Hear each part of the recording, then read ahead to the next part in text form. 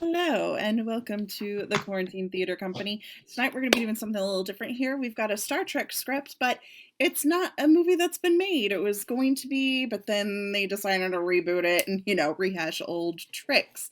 Anyway, Logan's like, that's what it's done. Anyway, joining us tonight is a lovely group of people who are going to be in this. And let me just scram back up to who's going to be who. We've got Doug joining us as our scene description and Admiral Wethington. Hey. We've got Kevin. Chevine? Your name's Chevine now, Kevin. Chevine. Sorry. Kevin's going to be Admiral Gardner.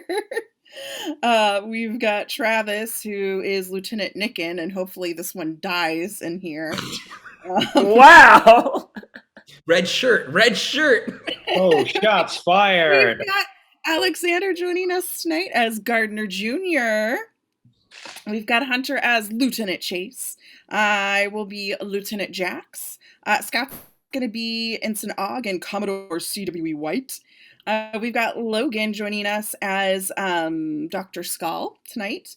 We've got George as Ambassador Scon. We've got Johnny as Fuquay. And that's everybody. Oh, Heather is Penelope. Yay.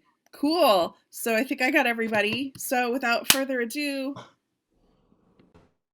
Doctor, I'm going to shut up. Take it away, Doug. All right. Star Trek, the beginning. Paramount logo.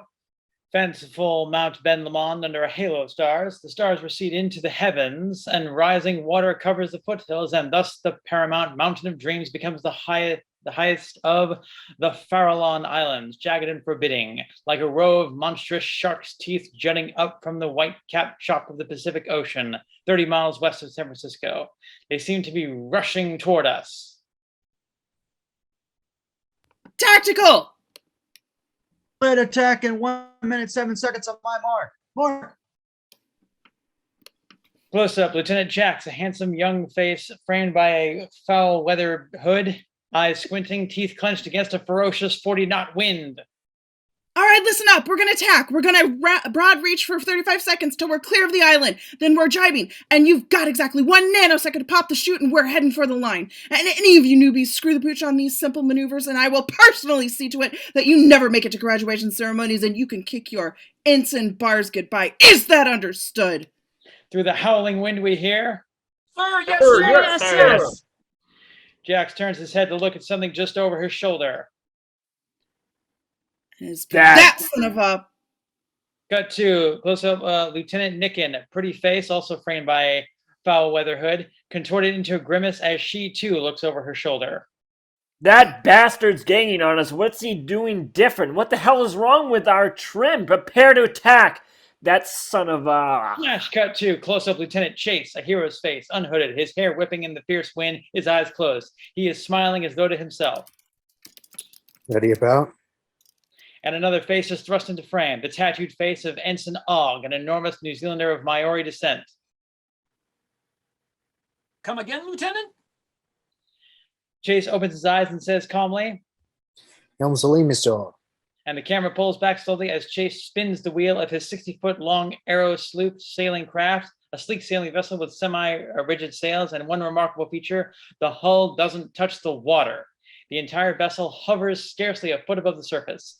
Only the keel, a long blade-like protrusion from the bottom of the hull, penetrates the water. In 40 knots of wind, this stunning-looking sailing craft is moving at a possible 40 miles per hour. We are exterior Gulf of the Farallon's day. There are 3 boats leading the race as they round the Farallon Islands and head due east toward the Golden Gate Bridge. Jax's boat is in the lead. To his port side, Nicken is just off his stern and off her starboard stern quarter. Chase's boat is a boat length ahead or behind.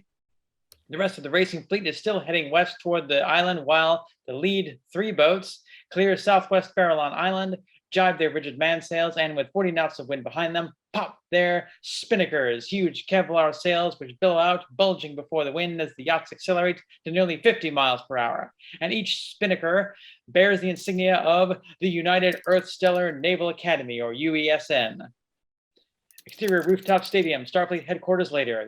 The same insignia decorates the upstage wall of the presentation stand. Close-up Admiral Gardner, the bearded and altogether intimidating commanding officer of Starfleet, as he strides patent-like up onto the stage and addresses us. At ease. We hear the shuffle of feet.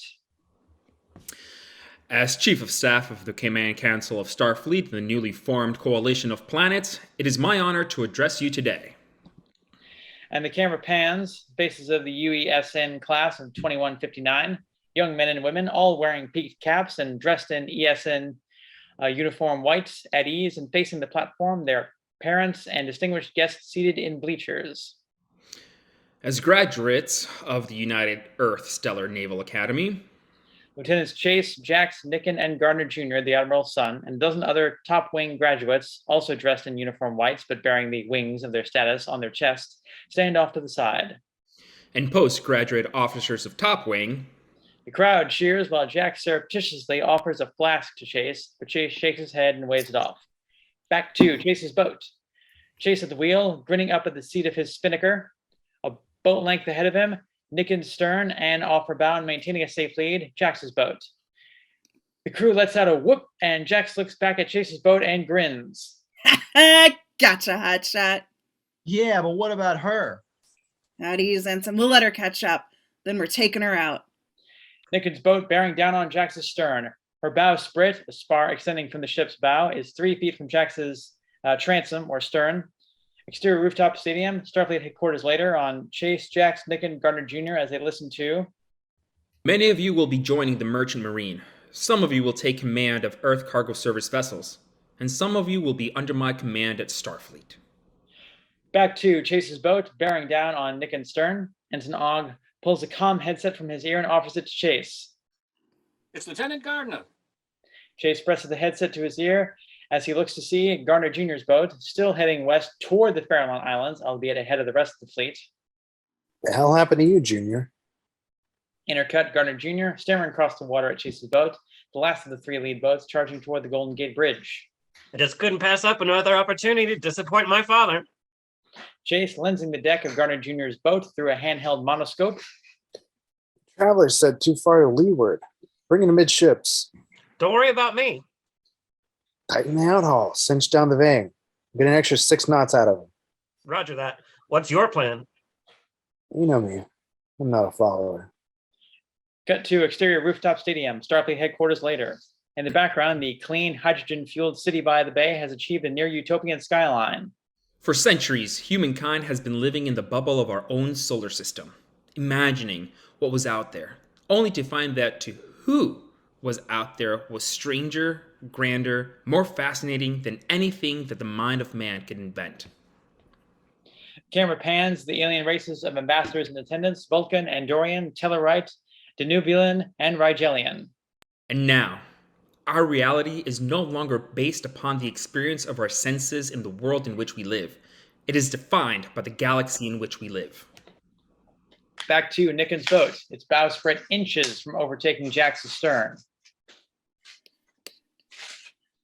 Chase's boat, as Chase pulls the comm headset from his ear, hands it back to Ogg, then looks at the spinnaker sheet, the line, braided rope, running from a winch all the way to the spinnaker. Ensign Gibbs, give me about 4 inches of trim on that spinnaker sheet. Have a plan, sir? Just sail the boat, Ensign. Just sail the boat. Cut to exterior rooftop stadium, Starfleet headquarters later. 110 years ago, we had difficulty looking beyond the borders of our own countries, and we fought a war here on Earth that cost 600 million lives. Today, we are challenged to look beyond the orbits of planets light years from our own. Back to Jax's boat as Nicken's bowsprit overtakes Jax's stern, and Jax turns the wheel hard to starboard, then back to port, fishtails his boat, snapping Nicken's bowsprit. Nicken's boat, as the forestay collapses and the mast buckles, and the entire enormous rig comes crashing down onto the foredeck. Hit the deck, you son of a... And her boat comes to a grinding halt as she overruns her own collapsed spinnaker and a tangle of rigging, and Chase's boat races past her, and Chase shouts, You okay? Bumbar, go get him! Foobar, you fucking idiot. Hey, nice to meet you too! Chase salutes, and we cut to exterior rooftop stadium, Starfleet headquarters later. Our notions of God have changed. Our notion of the family of man has changed.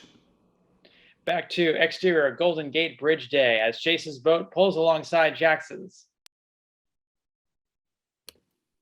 You're ganking my win, you bastard! But Chase looks ahead to the finish line, a laser beam directly under the bridge. He looks to the committee boat, a luxurious hovercraft gently rocking above the swell and bedecked with flags, maintaining its position directly under the south tower of the Golden Gate Bridge. Her decks are teeming with commanding officers of the UESN and Starfleet, human, Vulcan, Andorian, Tellurite, Danubilan, and Rigelian dignitaries are invited spectators. But I've got you, Chase. For once, I've beaten you to the line, and I'm never going to let you forget it. They are seconds from crossing the line, and Jax is leading by a third of a boat length. But Chase is impassive as we cut to exterior rooftop stadium, Starfleet headquarters later, and Admiral Garner sums it up.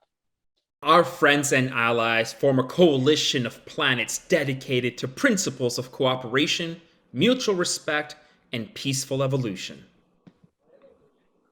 Back to Chase as he pulls a rigging knife from Ensign Ogg's belt sheath.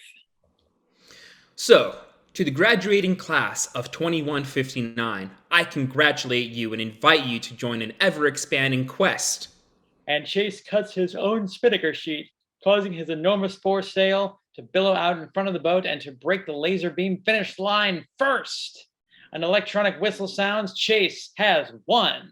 To go boldly where no one has gone before. Cut to exterior rooftop stadium, Starfleet headquarters later, as the newly minted ensigns and the 16 top wing lieutenants, including Chase, Jax, Nicken, and Gardner Jr., cheer and throw their caps into the air.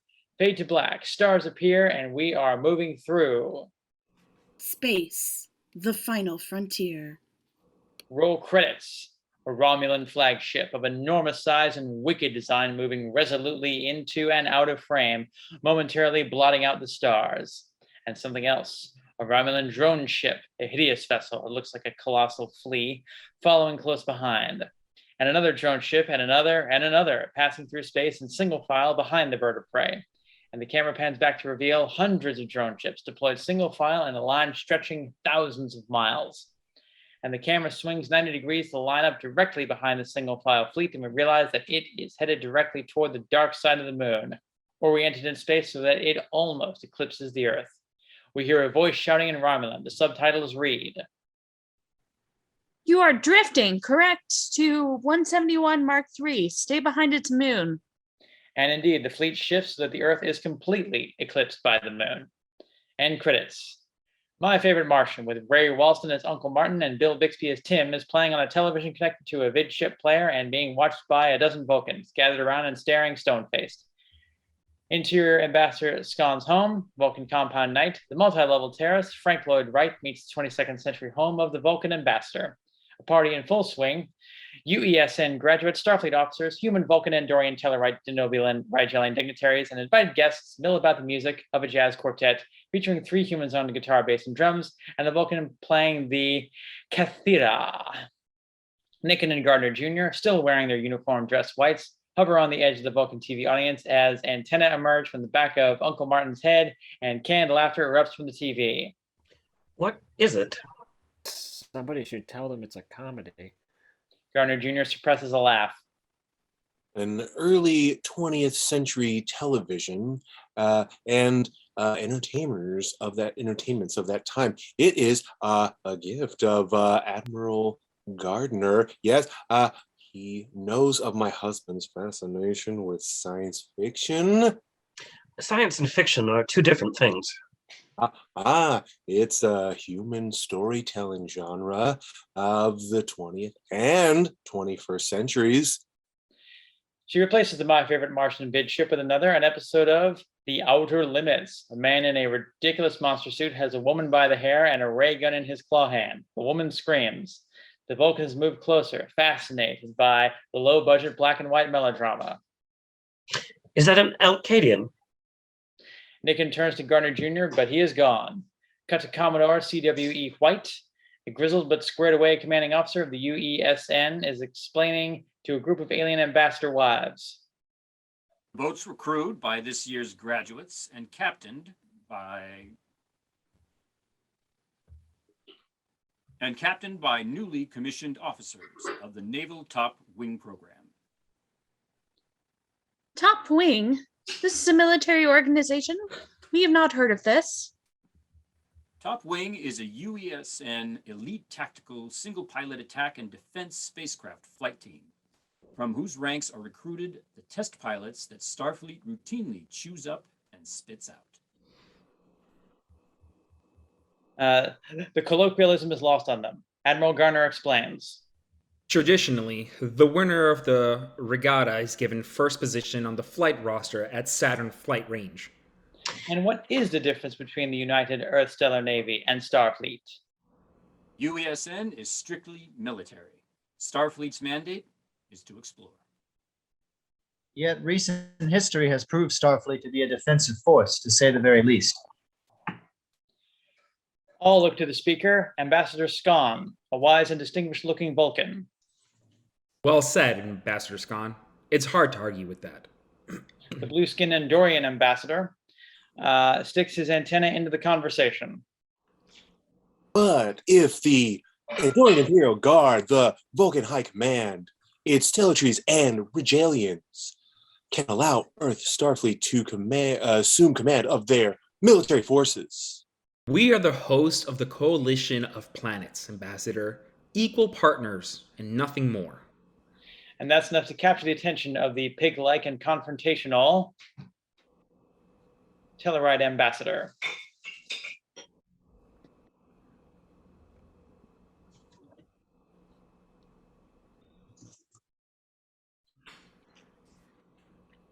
But you are going farther than any of us. You are designed to do nothing but provoke trouble and interfere with the affairs of all of whom you contact. There's no need for coalition until your so-called exploration began. Perhaps it would be logical for Starfleet to assimilate command of the Naval Academy and all other United Earth military forces if they wish to exercise jurisdiction over the military forces of other planets and cultures. Thank you, Ambassador Scon. Speaking for Starfleet, I couldn't agree more with our gracious host. Scon bows. But Commodore White isn't satisfied with all this diplomacy. Really? I think that peace is too important to be left to politicians. An uncomfortable silence. Then the always pleasant, preternaturally smiling, ridged-faced Danubian wife.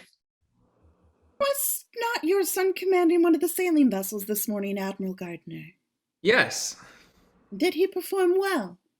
His performance was average, madam. Average. Average. He was the best of the worst and the worst of the best.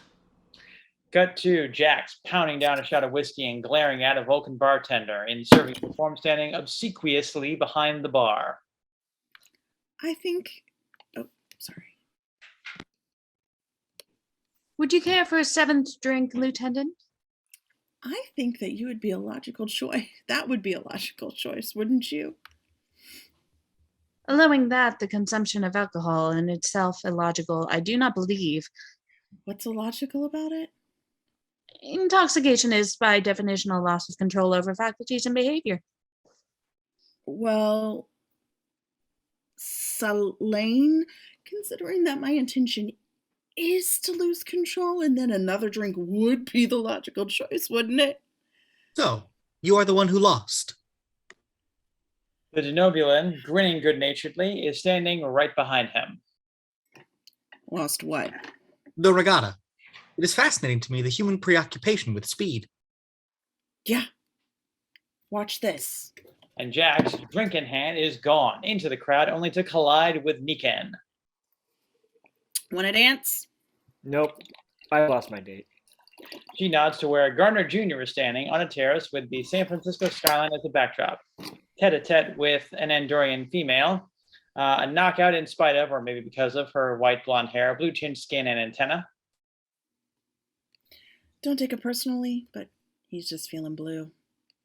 Jax grins at his own joke, but Niken is annoyed.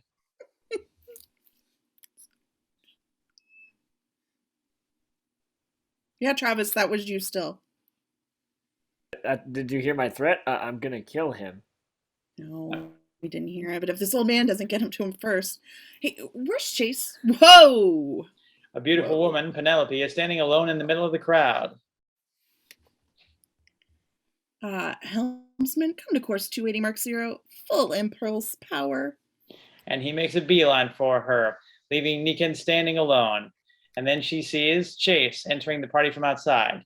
He has changed from his uniform whites into standard uniform and an old, well-worn A2 style leather flight jacket. He too sees Penelope, but his view is interrupted by Gardner Jr., who has pulled himself away from the Andorian to greet his best friend. Boy, did you have the brass scrambling for the rule book today. But before Chase can respond, You're out of uniform, Lieutenant. Chase and Gardner Jr. turn to see Admiral himself and Commodore White bearing down on them. Explain. I'm warp for the Saturn flight range at 0100, sir. Yep, that's right. First on the flight roster. A word with you, Lieutenant. And Admiral Garner leads his son away. Chase searches Commodore White's face. Something's up. You won't be flying tomorrow, Lieutenant. Sir? Starfleet, well, Admiral Gardner, is concerned about your associations. I don't have any associations. I recommended that Starfleet security run a complete background check before they allow you to fly. You're not serious. Have you ever known me not to be serious, Lieutenant? It could take months. Commodore White looks across the room to where Admiral Gardner is arguing with his son. You're a lightning rod, Chase. And Starfleet's as much about politics as it is about exploration. Sir, I chose my future. I didn't choose my past. I was clear when I entered the academy. That was the United Earth Stellar Naval Academy, Lieutenant. Starfleet is too high-minded to give a damn about your choices or your UESN clearance. What? Don't be naive. You might be the best pilot I've ever graduated, but Starfleet can't afford to put their machines in the hands of a man named Tiberius Chase, unless they're 100% certain he bears no allegiances to anyone or anything but Starfleet and the United Earth. Stay at the Academy and train pilots. Join the Merchant Marines or ECS and haul dilithium from Corridon to New Berlin. But if you want to test engines and fly starships, they got to know you're on their side.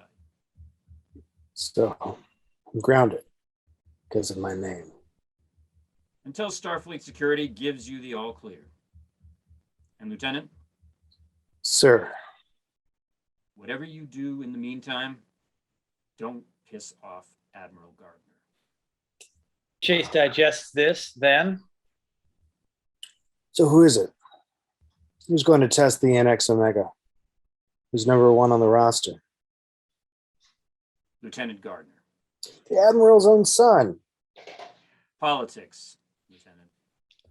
Cut to Chase moments later, making his way through the crowd, heading toward Penelope and Jax, when Gardner Jr. grabs him by the arm. Tiberius, this is bullshit.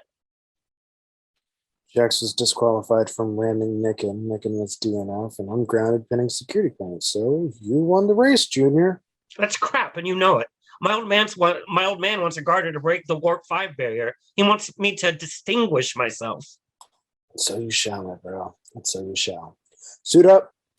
You're warp for Saturn at 0100. Claps his friend on the shoulder and watches as Jax gives Penelope the "I'll be right back" sign and heads for the bar. Chase makes a beeline for her, but is intercepted by Nikan. Where have you been? Nowhere. What's wrong? Chase looks around at all the uniforms and smiling faces. We're celebrating. We haven't done anything yet. Haven't done anything.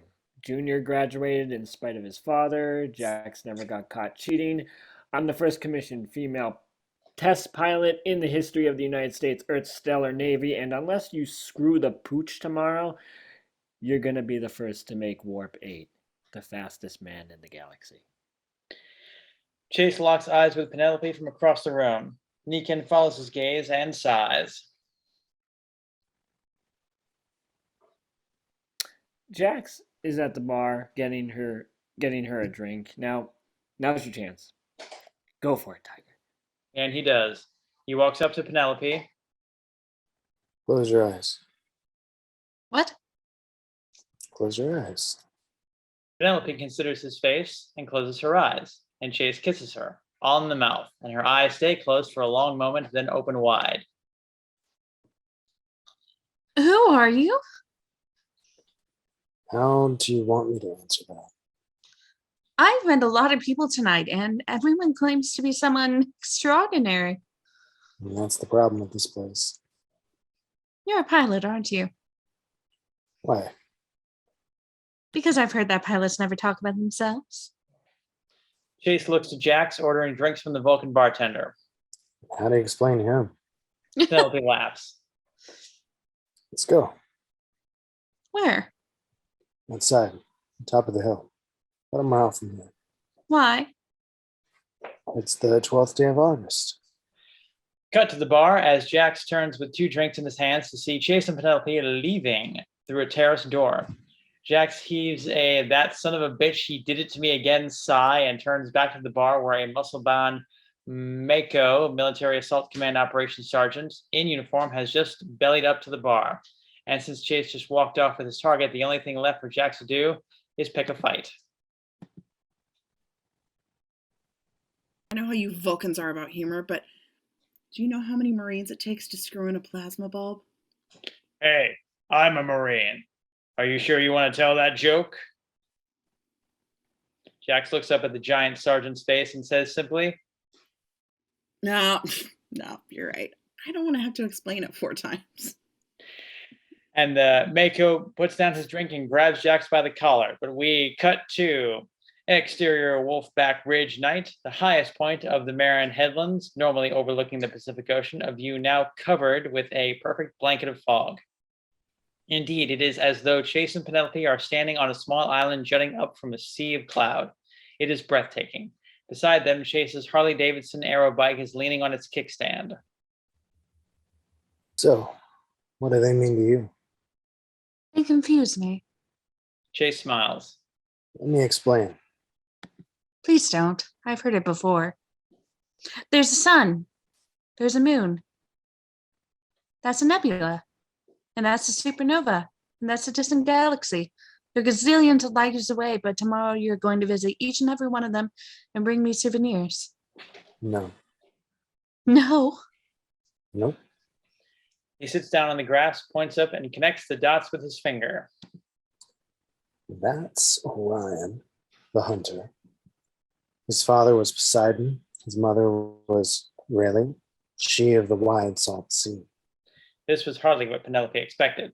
She sits beside him. And that is Orion's dog, Canis Major, whose star Sirius is the brightest and most faithful star in the heavens. Penelope smiles at Chase, but he looks at his wristwatch. Are you late to be somewhere? No, Expecting someone? something. That is Arcturus, the 3rd brightest star in the heavens. The left foot of Atlas itself, punished with the burden of carrying the heavens on his shoulders. Punished? Why? As he fought on the side of the Titans in the war with the gods. Native Hawaiians navigated by Arcturus and called it Okalea, the Star of Joy. Why? Because when it was directly overhead, they were home. Don't turn around. Why not? Because Perseus is right behind you. And who is he? The hero, son of Zeus, who slew the Gorgon and freed Andromeda from being devoured by a horrible monster. And he married her in spite of her fiancé, and he turned to stone by showing him the head of the Gorgon. Can I look now? Yes, because every August 12th, something happens to Perseus. And she looks to see a meteor shower directly overhead, shooting stars skimming along the edge of the Milky Way. Penelope catches her breath. What is it? Perseid meteor shower. The Earth is moving through a particle cloud caused by the comet's swift tunnel. No. What is it really? There's the joy in Perseus's heart when he looks upon his wife, Andromeda. Here, do you see her? Yes. Then, as the meteor shower streams from the center of the constellation and Penelope's eyes glisten, Chase murmurs. 2 feet will guide thee to her bridegroom, Perseus. He moves in the north a taller form than others. And pursuing that which lies before his feet, he greatly strides dust down from the heaven of Zeus. Penelope turns, her face inches from Chase's. They gaze at one another for a long moment. Then, Close your eyes. and he does, and she kisses him. And the camera tilts up to the Perseid meteor shower, and the sky lightens and the stars disappear, and we are. Exterior Wolfback Ridge, morning. The fog has cleared and the sun is beaming on the headlands and glistening on the Pacific Ocean. Chase and Penelope are lying together, wrapped in a Mylar sleeping bag beside the Harley Aerobike. Super titles, August 13th, 2159, 0642 hours. Wipe 2 interior, NX Omega, the cockpit of a matter antimatter warp test ship. Gardner Jr., wearing an EV suit, is buckled in and preparing to fasten his helmet as the pre-ignition checklist is coming through the comm system, and a familiar voice overlaps. Lieutenant Gardner, this is a comm check from Starfleet HQ, San Francisco Flight Control. How do you read? I read you 5x5, Starfleet. Is that you, Jax? Sure the hell is, Junior. I'll be monitoring your little excursion on subspace radio along with a room full of noteworthies here to witness history. Where's Chase? Interior Starfleet Headquarters, Flight Control Day, the top floor of Starfleet HQ. Think NASA Flight Control in the 22nd century. Jax is seated before a view screen / comm array with Commodore White beside him, Admiral Gardner, Ambassador Scon, and a host of Starfleet officers and personnel in attendance. Jax is sporting a black eye and a busted lip, but his spirits are high and he's cheerful as hell. Well, good Betty, haven't the foggiest. Now, word is, they've jumped the gun and already laid one of these little engines into a modified Comet-class starship, so don't screw the pooch on this one. Admiral Garner leans Roger over that. and whispers through clenched teeth. That is classified. Roger that. Lieutenant Jax. Disregard that last. Confirm we've got a green light and start aboard for a 3-hour elliptical flight at warp 728 with re-entry from warp offshore of Lunar 1 colony. New Berlin station will be monitoring re-entry from old Mr. Moon himself. Interior NX Omega. Gardner settles in his cockpit as the pre-flight concludes. NX Omega, you are cleared and go. Godspeed, Lieutenant Gardner. Disengage. Exterior Saturn Flight Range. Titan Station, Space Dock. As the NX Omega disengages from Space Dock, offshore Titan, the largest of Saturn's moons. 1/2 impulse power. And pulls away. Going to warp 5 in 3, 2, 1. Cut to exterior Wolfback Ridge morning as Chase stirs beside Penelope and checks his watch. He looks up at the moon, still visible in the morning. Is there something else up there? He rubs his eyes and tries to refocus. What is it? He looks at her lying beside him. Nothing. A buddy, my best friend. He's up there right now. A pilot? Naval aviator. Is there a difference? Not really. Penelope. Tiberius. You're kidding. Nope. Tiberius Chase. He gets up and moves to the Harley Aerobike, pulls a monoscope from the saddlebags. Well, Tiberius Chase, I am a school teacher in Iowa, and I've never done this before. You don't want to know where I'm from. And neither have I. He looks at the moon through the monoscope, checks to make sure that there's not something on the lens. I don't believe you. And I do want to know where you're from. But if I don't get home soon, my father's going to have half a Starfleet looking for me. Starfleet. She pulls on her clothes from within the sleeping bag. My brother is a naval aviator. He just graduated from Top Wing. Interior NX Omega as Gardner Jr. touches in a command on his touchscreen. Engaging Omega warp engine. Exterior NX Omega and the test ship accelerates to warp and disappears into the distance with a burst of faraway light. Back to exterior Wolfback Ridge, same. as Chase stares in disbelief at Penelope, having emerged from the sleeping bag. What? Your brother? Penelope Gardner. My brother is a naval aviator. My father is. As Admiral Gardner. I came out from Iowa for the graduation. Interior NX Omega. Holding steady at warp 5. Warp field is stable. I detect a slight rise in the heart rate, old buddy. Going to warp 6 in 3, 2, 1. Gardner Jr. touches in the commands on the touchscreen. Cut to interior Starfleet headquarters, flight control day. All eyes are on the view screens and their graphic displays showing stable warp 6. Junior Gardner, you are now the fastest human in history. Roger that. Stand by for warp 7. Exterior NX Omega, and the vessel accelerates within its warp field. Back to interior Starfleet headquarters, flight control day. Now all eyes are on the view screens, except for 2. Ambassador Scone has noticed something through the window, something in the sky. Cut to exterior Wolfback Ridge, and Chase and Penelope are staring up at the moon, where a faint line is forming, extending out on either side. What is that? A particle beam suddenly bursts from where they are looking and strikes the Earth, scarcely miles away. It's somewhere on the other side of the headlands from where they stand, targeting exterior Starfleet headquarters on the south end. On the south end of the Golden Gate Bridge. Interior Starfleet headquarters, flight control day. The walls and windows shatter inward. Ambassador Scone is knocked off his feet. Admiral Gardner and Commodore White are cut by flying glass. Jax is blown off his chair as the comm array and view screens explode in a shower of sparks. Cut to interior Starfleet monitoring station, New Berlin, the moon. In a comm center similar to the one on Earth, a team of engineers run to the windows through which multiple particle beams can be seen striking the surface of the Earth. They seem to be emanating from somewhere behind the moon, as Gardner Jr.'s voice is heard from through the comm system.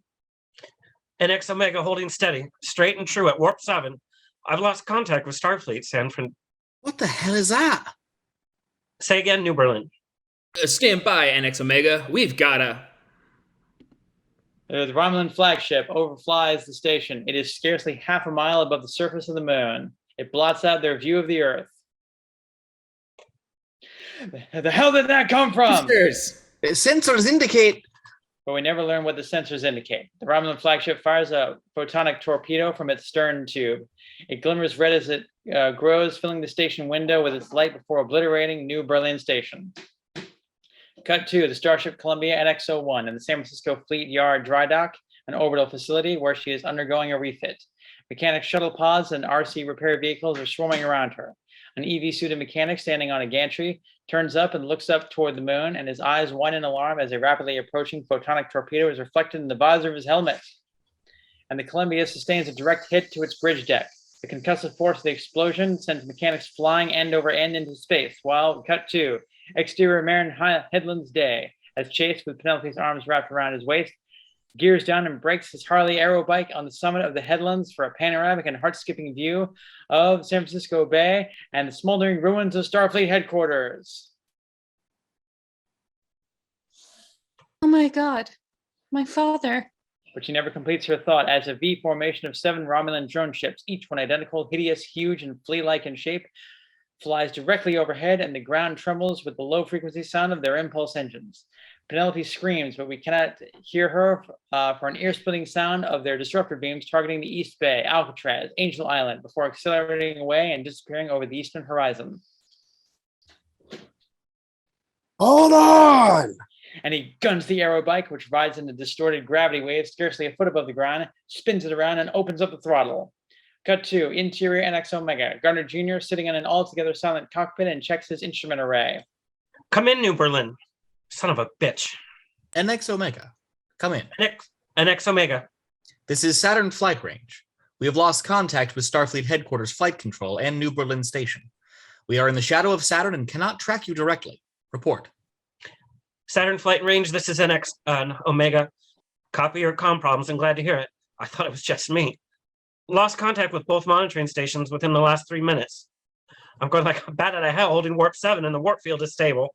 Standing by to go to warp 8 at the top of the ellipsis in T-minus 63 minutes, 30 seconds. On my mark. Interior Saturn Flight Range, Titan Station. A young Vulcan, Skal, returns from the comm array to face a Starfleet officer, 2 engineers, 1 female, a civilian, and 2 Makos, 1 female, standing by. An electronic surveillance officer, Fuquay, is trying to raise Starfleet HQ and New Berlin in the background. Starfleet Control, this is Starflight Range. Come in. New Berlin Station. This is Saturn Flight Range. Do you copy? I That's presume the better. fact that we have lost contact should not jeopardize the test flight. But he is met with silence. Commander Orlov, a brooding Starfleet officer in his 50s whose right arm is a bionic prosthesis, clears his throat. It's your engine, Dr. Skal. I'm sure that we will reestablish communication shortly, but as long as we have voice comm with Lieutenant Gardner as ranking officer, I'll authorize you to proceed. The room breathes a collective sigh of relief. They are, after all, mostly engineers. Mr. Fuquay, Monitoring all subspace frequencies. Somebody got to be talking to Earth. Cut to Interior Starfleet headquarters following Admiral Gardner, Commander White, and Ambassador Skal as they make their way through the wreckage. Scenes of devastation and suffering. Fires burning, smoke billowing, structures collapsing, people dead and dying, alarm lights flashing red. Admiral Gardner grabs a somewhat stunned ensign, Mirabello. Ensign. Name. Mirabello, sir. Can you operate an LCARS? Oh, yes, sir, yeah. Come with me. Okay. Gone, his face running green with blood, punches the panel on a turbo lift door. Nothing. He pries open the doors and looks down to a vanishing point thousands of feet below them. The building groans and creaks, and a sudden wind blows from the open turbo lift doors. And Commodore White grabs Scone by the back of his cowl and jerks him away as the turbo lift car comes hurtling down the shaft in a free fall. A low thud deep below them signals its fate. I believe that we will be using the stairs. Admiral Gardner tries the panel on a door marked Restricted Access Level Alpha, authorized personnel only. It doesn't respond. Suddenly, a bolt of plasma energy blows the lock. Commodore White is standing behind them with an EM-33 plasma pistol in his hand. Cut to exterior Hamilton Field Day as Chase accelerates his aerobike through the main gate and side skids to a halt in the middle of this UESN airbase north of San Francisco, the home of the Top Wing program. Hangars, airstrips, launch ramps, and 20 single-pilot attack and defense spacecraft, or SPADs. Everywhere, pilots are scrambling, jumping out of aero cars and shuttlecraft and running to their SPADs. Penelope is off the aerobike even before Chase is. I've got to get to my father. I've got to get up there. She stares at him for a long moment, suddenly and surprisingly overcome with fear. For him. Can you drive this? How hard can it be? He takes her face in his hands and kisses her, but she pulls away suddenly as a drone ship crests the headlands and bears down on the airfield. What are they? Who? Chase shakes his head emphatically, then lifts her up and places her on the aerobike. Go. Find your father, and I'll find you. And she does. She revs the engine and the aerobike nearly scoots out from under her.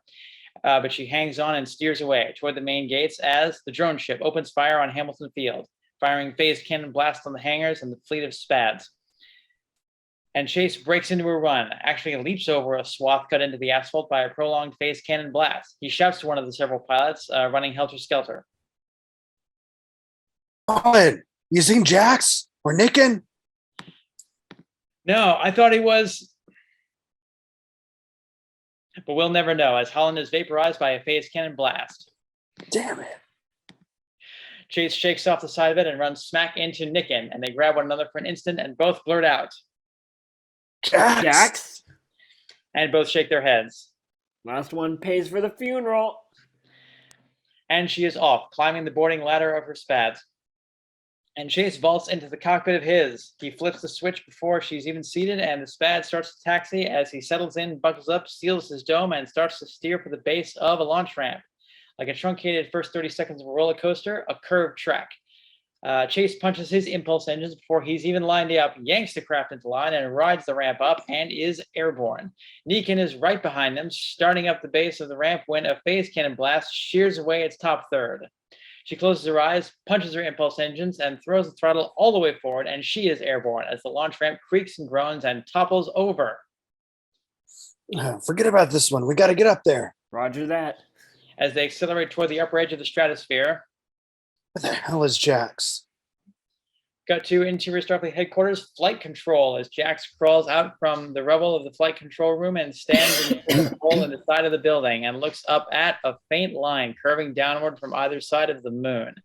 Interior staircase as Admiral Gardner, Commodore White, Ambassador Scon, and Ensign Mirabello stumble down the last of 40 flights. 2 Makos are stationed on either side of a reinforced door.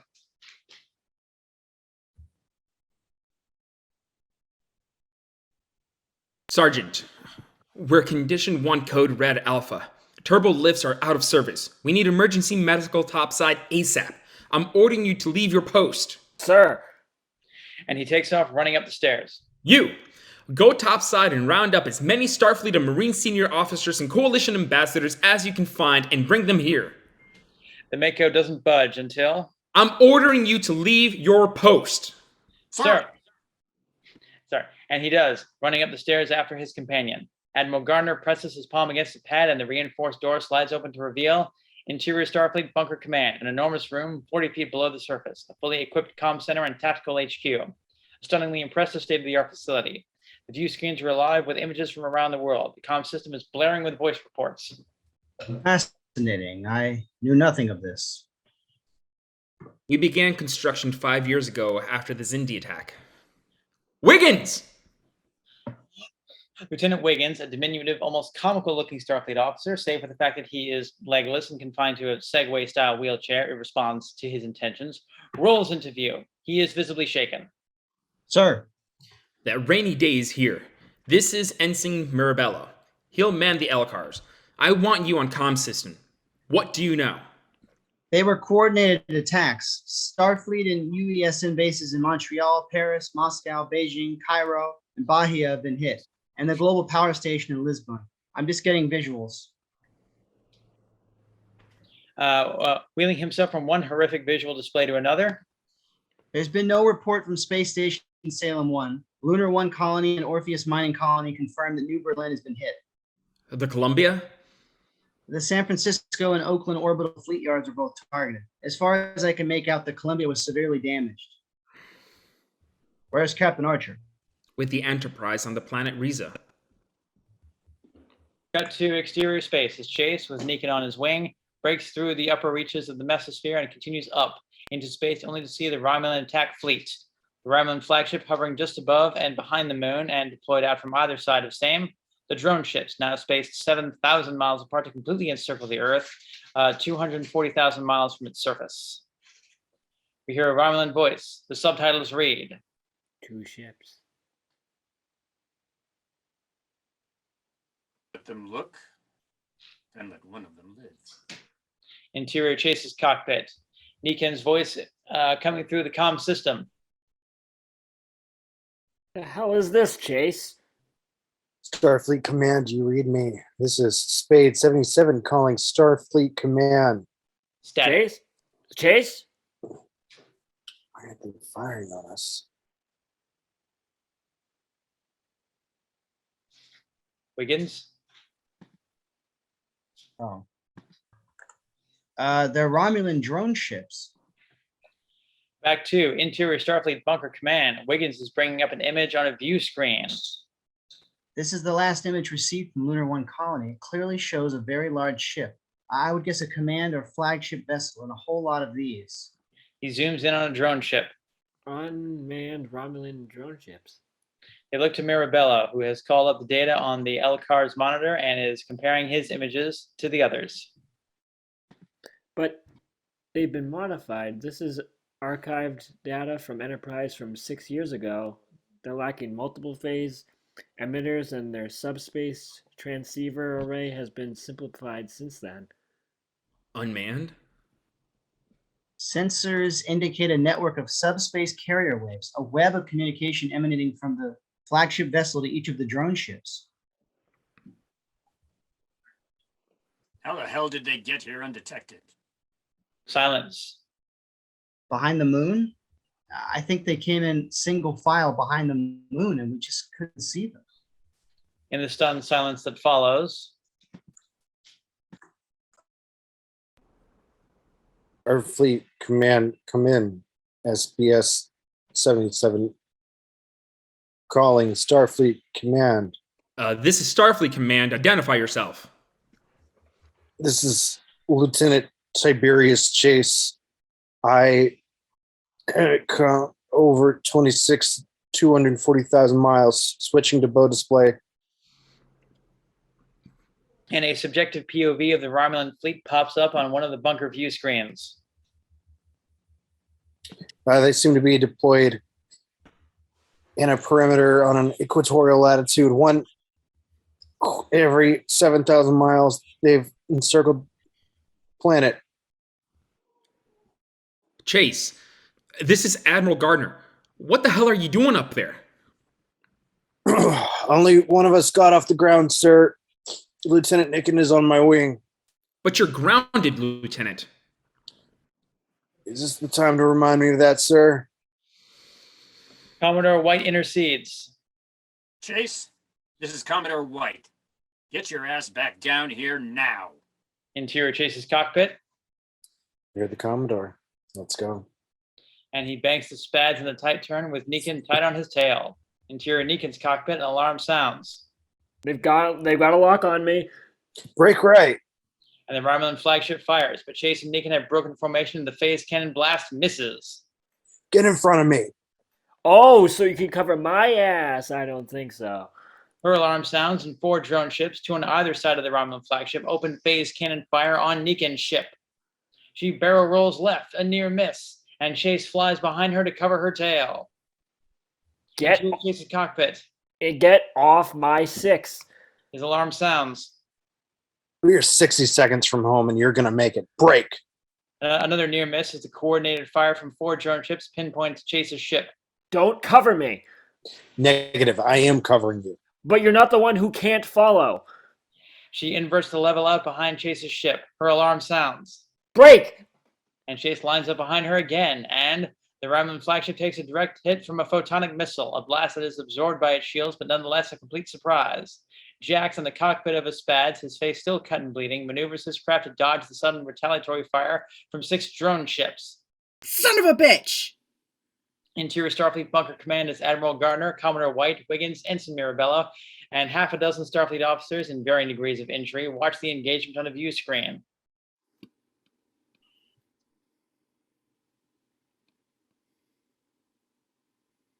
God damn it! Who the hell is that? Get out of here now! Interior Jax's cockpit still drawing fire from multiple drone ships. Watch your 6! Nice to see you. I've got it. No, you don't. Stay in front, Lieutenant Nicken. You don't need to protect me. And Jax watches as Niken pulls out from in front of Chase's spads, and she is hit. Suddenly, catastrophically, Niken's ship is blown apart. Cut to interior NX Omega. In the relative silence of the test ship's cockpit, Gardner Jr. checks in instrument array. NX Omega to Saturn flight range, preparing to go to warp 8 in T minus 5, 4, 3, 2, 1. And the NX Omega accelerates to warp 8. Cut to Chase's spads on a corkscrewing flight path as it bursts down from the clouds and re-enters the sky over San Francisco, followed by Jax's spads dodging a final burst from a drone ship phase cannon, which strikes harmlessly in the middle of San Francisco Bay. Exterior rooftop stadium, Starfleet headquarters, strewn with rubble from all the wreckage around, as both spads land and Chase and Jax leap from the cockpits and make a beeline for one another. Why didn't you cover her? I did, goddammit, she pulled out. In pain and fury, Chase and Jax grab each other for their jackets and might just kick the shit out of each other, but Please. 2 Makos, their EM-41 phase rifles leveled, have got them flanked. Cut to interior Starfleet Bunker Command as Chase and Jax are led into the room by the Makos. Do you have anything to say? Chase, do you have anything to say? Yeah. Just in case you haven't thought of it, Lieutenant Gardner is due to be coming out of work directly in front of that big bogey. He points to the Romulan flagship on the view screen. In about 7 minutes. Cut to interior Saturn flight range. Skull explains to Orloff, the engineers et al. The NX Omega will be out from behind Saturn in 35 seconds. We should regain full sensor readings and be able to monitor his re-entry. I am getting a standard radio transmission from Starfleet. Type it through. To abort the NX Omega re-entry or reroute to coordinates. This is Commander Orlorf. Could you repeat? This is Admiral Gardner. I need you to patch me through to Lieutenant Gardner now. Interior NX Omega. Gardner Jr. is concerned. His instrument array is flashing orange and he's in the midst of problem solving when... Lieutenant, this is your father. I am not going to repeat myself. We are Condition 1 Code Red Alpha. Your present course and re-entry point will bring you to within 100 miles of a hostile. You are to alter your course to... What sort of hostile? He continues to touch in commands to make the orange flashing light go away as he listens. Alter your course. That's an order. Jax shakes his head.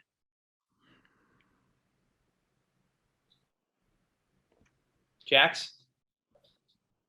He's a naval aviator and a test pilot. He doesn't respond to those kinds of orders. He needs the truth. Commodore? But Chase leans in and transmits. Listen, Junior, the Earth has been attacked.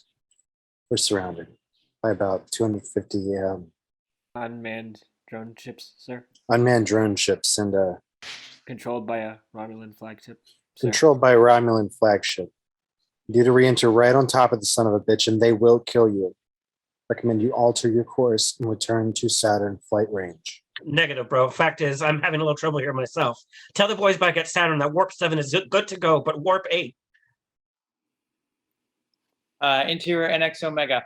The orange light turns to a red flashing light. Gardner Jr.'s console shows warp core critical and a timer is running backwards in hundredths of a second. I'm showing high levels of anti-something. It looks like I've got a leak in the gravitech field displacement manifold. Cut to interior Saturn flight range as Skal, Orlov, the engineers et al. React to the news coming over the comm system. No, that is impossible. Fact of the matter is, I've already gone critical and I'm looking at warp core breach in T-minus 45 seconds on my mark. Interior Starfleet bunker command. And I can't think of a better place to have it than right on top of a bogey. Mark. No. Junior, listen, try boosting your containment field and overloading your injector coils to bleed pressure from. Been there, done that, bro. I've been wrestling with this for the last 16 minutes. Tell Penelope to stay away from naval aviators. Son. Dad, I hope this helps. Smash cut to interior Starfleet bunker command. As the door is opened by Mako and Penelope enters the room, sees Chase and runs to him. Thank God. You're... Chase shakes his head and takes her face in his hands and looks deep in her eyes and whispers. It should have been me. What? And her brother's voice comes through the comm system for the last time. I sure wish I knew what they wanted. Wait. Is that... Penelope? Get away from him. But Chase holds her close. What's happening? Smash cut to exterior space as the NX Omega's warp field collapses and the ship re-enters sublight space within 100 miles of the Romulan flagship and explodes in a cataclysmic antimatter reaction, a catastrophic warp core failure of astronomical proportions. The shockwave radiates in 3 concussive dimensions, scattering a dozen drone ships and hurling the Romulan flagship directly into the moon, where it explodes on impact, and slowly we fade to black. Super titles, August 14th, 2159. The camera pulls back from the blackness in the center of Ambassador Scon's eye, and we see that his face, still bearing the scars of yesterday, is grave and impassive, a mask of logic. We are exterior Wolfback Ridge sunset. Ambassador Scon is sitting in meditation on this highest point of the Marin Headlands as the sun sets in a fiery blaze of red and orange over the Pacific Ocean. Admiral Gardner approaches from behind him, and Scon can sense this. Vulcans are, after all, telepathic. He folds his hands in his lap and, without turning... I wish to apologize to you, Admiral Gardner. Apologize? That is hardly the Vulcan way. I have received an encrypted message from Vulcan, from Minister T'Pau. Encrypted? So you're still keeping secrets from us. I regret that too often diplomacy requires deception. That must be hard for you. The teachings of Sirach forbid dishonesty, and even sins of omission are difficult for me to bear. Is that what you're sorry for? No. I am sorry for the loss of your son. Admiral Garner stiffens. He has yet to feel his utter sorrow. And I am struggling with the fact that it was my nephew who designed the Omega engine. This is news to Admiral Gardner. Well, failure is an occupational hazard for both my son and your nephew. There is no need to apologize. I do not apologize. It is simply a fact for which I am sorry. I don't understand. And I'm sorry, but I don't have time for Vulcan semantics. I've got 250 hostile vessels in orbit around my planet, and I don't know why. So if you'll excuse me. But I do know why. It seems that the Romulans have chosen to communicate their intentions to us. Cut to interior Ambassador Scon's home, Vulcan compound night, as Scon's wife serves Vulcan spiced tea to her husband and Admiral Gardner. 1,800 years ago, our species was on the brink of self-annihilation. We had reached a level of technological sophistication which gave us devastating means to express our anger. We were much as you were before your energy-based global economic system led to your Third World War. But the teachings of Sirach, a philosophy of peace through logic, saved our people from extinction. Thank you, Southerner. Please join us. She sits behind her husband. But there were those among us who would not embrace his teachings. They had twisted the word of Sirach into a faith which espoused violence as a logical expression of evolution and the expansion of our race. He turns to Savna. She continues seamlessly. In the 4th century, these dissidents fled Vulcan to found their own society. They colonized 5 planets, and in the Beta Quadrant, but their search for a home world would not end until they settled on the twin planets of Romulus and Remus. Yes, their extremist and militaristic society flourished. Admiral Gardner is stunned. What are you trying to tell me? 7 days ago, the attack on Earth was coordinated with attacks on Amarcus 4 and Lathrop Prime. Like Earth, both are home to large Vulcan colonies. The Romulans demanded that all Vulcans surrender or face the destruction of their host planet. The Amarchians and Lothropians forced us to evacuate, to board civilian transports. Once free of orbit, the transports were destroyed by the Romulans. Tenderly, Scon places his hand on his wife's knee. 312,714 Vulcans were killed. Cut to interior Starfleet bunker command conference room. The president of the United Earth, a 60-year-old of Arab or Middle Eastern, is speaking to Scon and Admiral Gardner standing alone in this vast room. So this attack has nothing to do with us.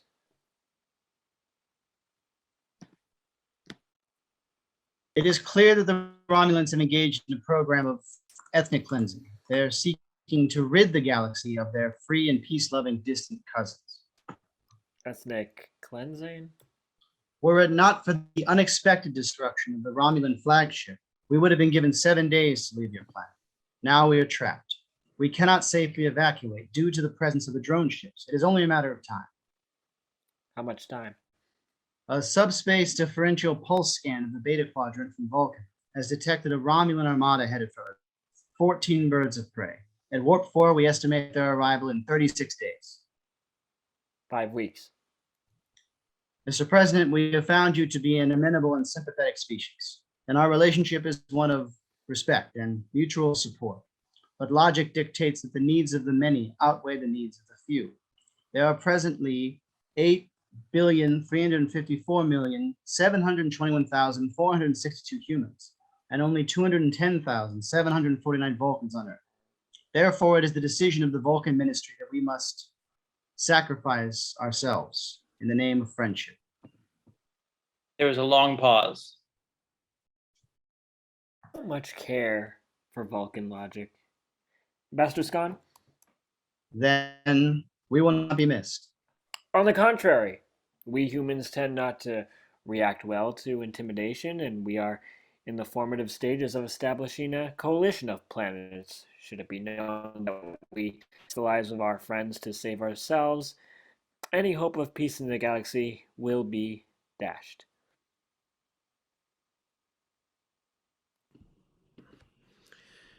Destabilizing the coalition might be exactly what these bastards are after. Master Scon, please inform Minister T'Pau that I might go down in history as the man who lost his own planet. But I will not betray one species or race to another. That should no longer be a human option. And for your logic, sometimes the needs of the many and the needs of the few carry precisely the same weight. The president looks to Admiral Gardner. Admiral Gardner, I am hereby invoking Presidential Order 49. There will be no record of this meeting. Consider this D-Day minus 36. You have 36 days to assemble our coalition forces to prepare for the event of the Romulan Armada, which will enforce characters privately and to the public as an attempted invasion. Are we clear? Yes, sir. Ambassador. As he disconnects, his image is replaced by the seal of the President of the United Earth. Fascinating. And as the seal fades, we fade to black.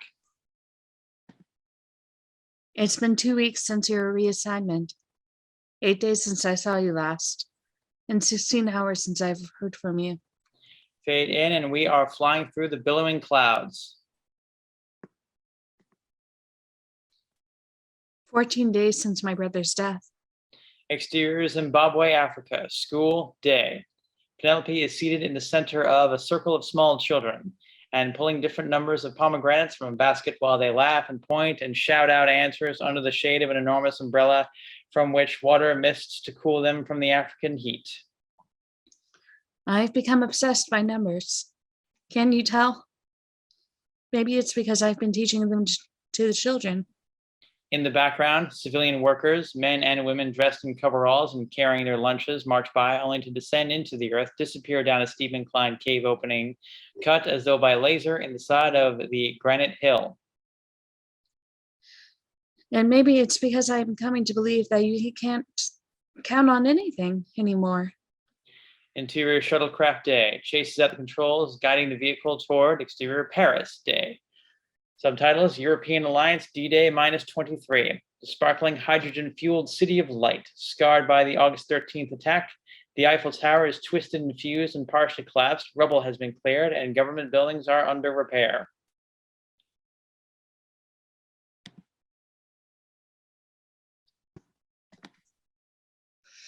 I was brought up to believe in the essential goodness of people, yet I have seen things of late and heard things that have shaken me to the core.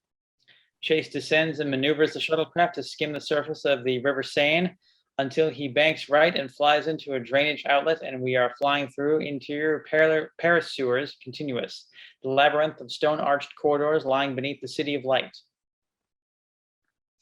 An Andorian woman violated by a gang of humans in Brazil, 3 Denebulans, and 16 Vulcans killed in Berlin.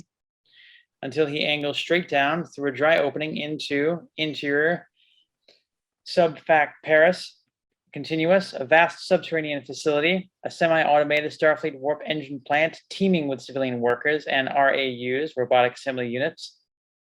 As Chase lands and disembarks from the shuttlecraft and is saluted by the Starfleet officer / foreman and begins checking off items on his handheld pad as he's taken for a tour.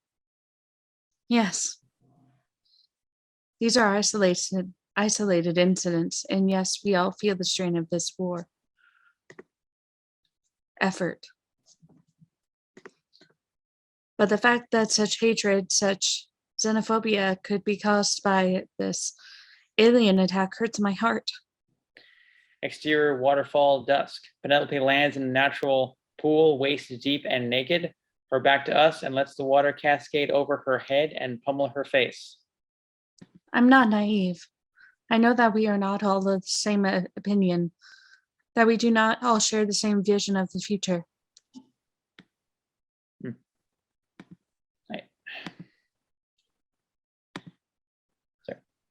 She turns slightly, her hands on her belly.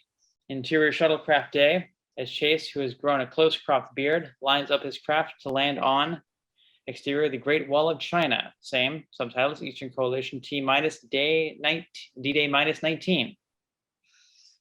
The drone ships are a constant reminder to me of my brother's sacrifice and the possibilities that sacrifice does not end conflict. It only forestalls it. Because I have begun to believe that conflict is the one constant in the universe. From a distance, we see the shuttlecraft land. Chase climbs out and disappears through an archway in one of the wall's stone watchtowers. And then my father writes to me and tells me why my brother flew in your place on August 13th.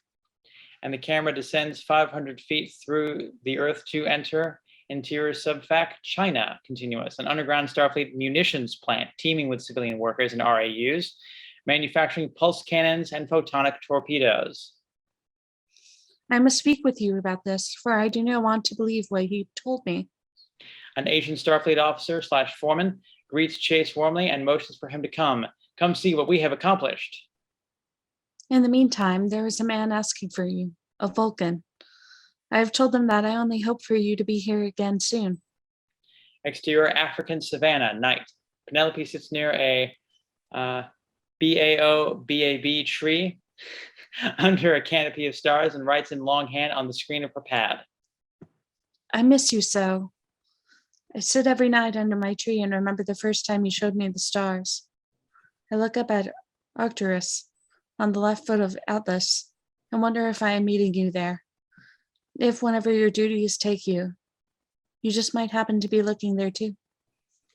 Wipe 2, exterior Great Wall of China at night, as Chase emerges from the watchtower and walks toward the shuttlecraft. He reads her latest letter on his pad screen as he goes. And telling me that one day we will be safe, that we will learn to coexist in true peace and harmony, and telling me that you know that I love you. He switches off his pad and pauses by the shuttlecraft and looks up at Arcturus, the third brightest star in the heavens. Cut to interior Starfleet Bunker Command conference room, a meeting of the 12-member Starfleet Command Council. The mother of all debriefings is accompanied by pad-activated view screen graphics. Any further attempts to commence repairs on Columbia are a waste of time. The drone ships immediately respond to the reactivation of the fleet yard power grid and target the reactor. So what does that leave us? Starships Intrepid, Saratoga, Shenandoah, Sarajevo, Republic, and Neptune. The closest is still 2 weeks out, and the farthest is 3. Earth cargo vessels Constellation, Fortunate, Horizon, and 41 Earth-based UESN single-pilot attack fighters. That's all? Unless you want to count support ships and auxiliary craft. Shit. Shit.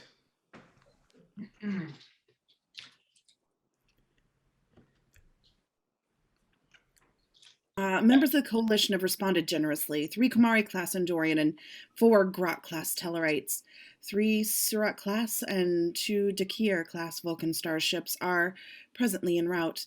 Since Andoria is the furthest from our system, it will be 17 days before the coalition fleet is in place. And the drone ships? Analysis? Silence. He turns to Commodore White. Commodore. Commodore White is clearly unprepared.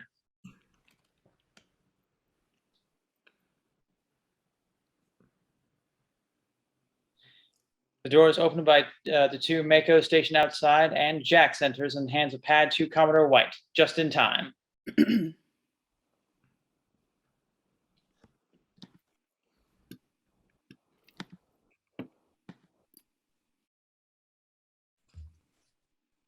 Since the destruction of what we presume to be their remote control or flagship vessel, the drone ships have switched to their default AI.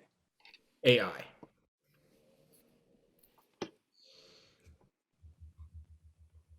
He activates a visual display from his pad. Long-range sensors and direct recon indicate an artificial intelligence program of remarkable complexity.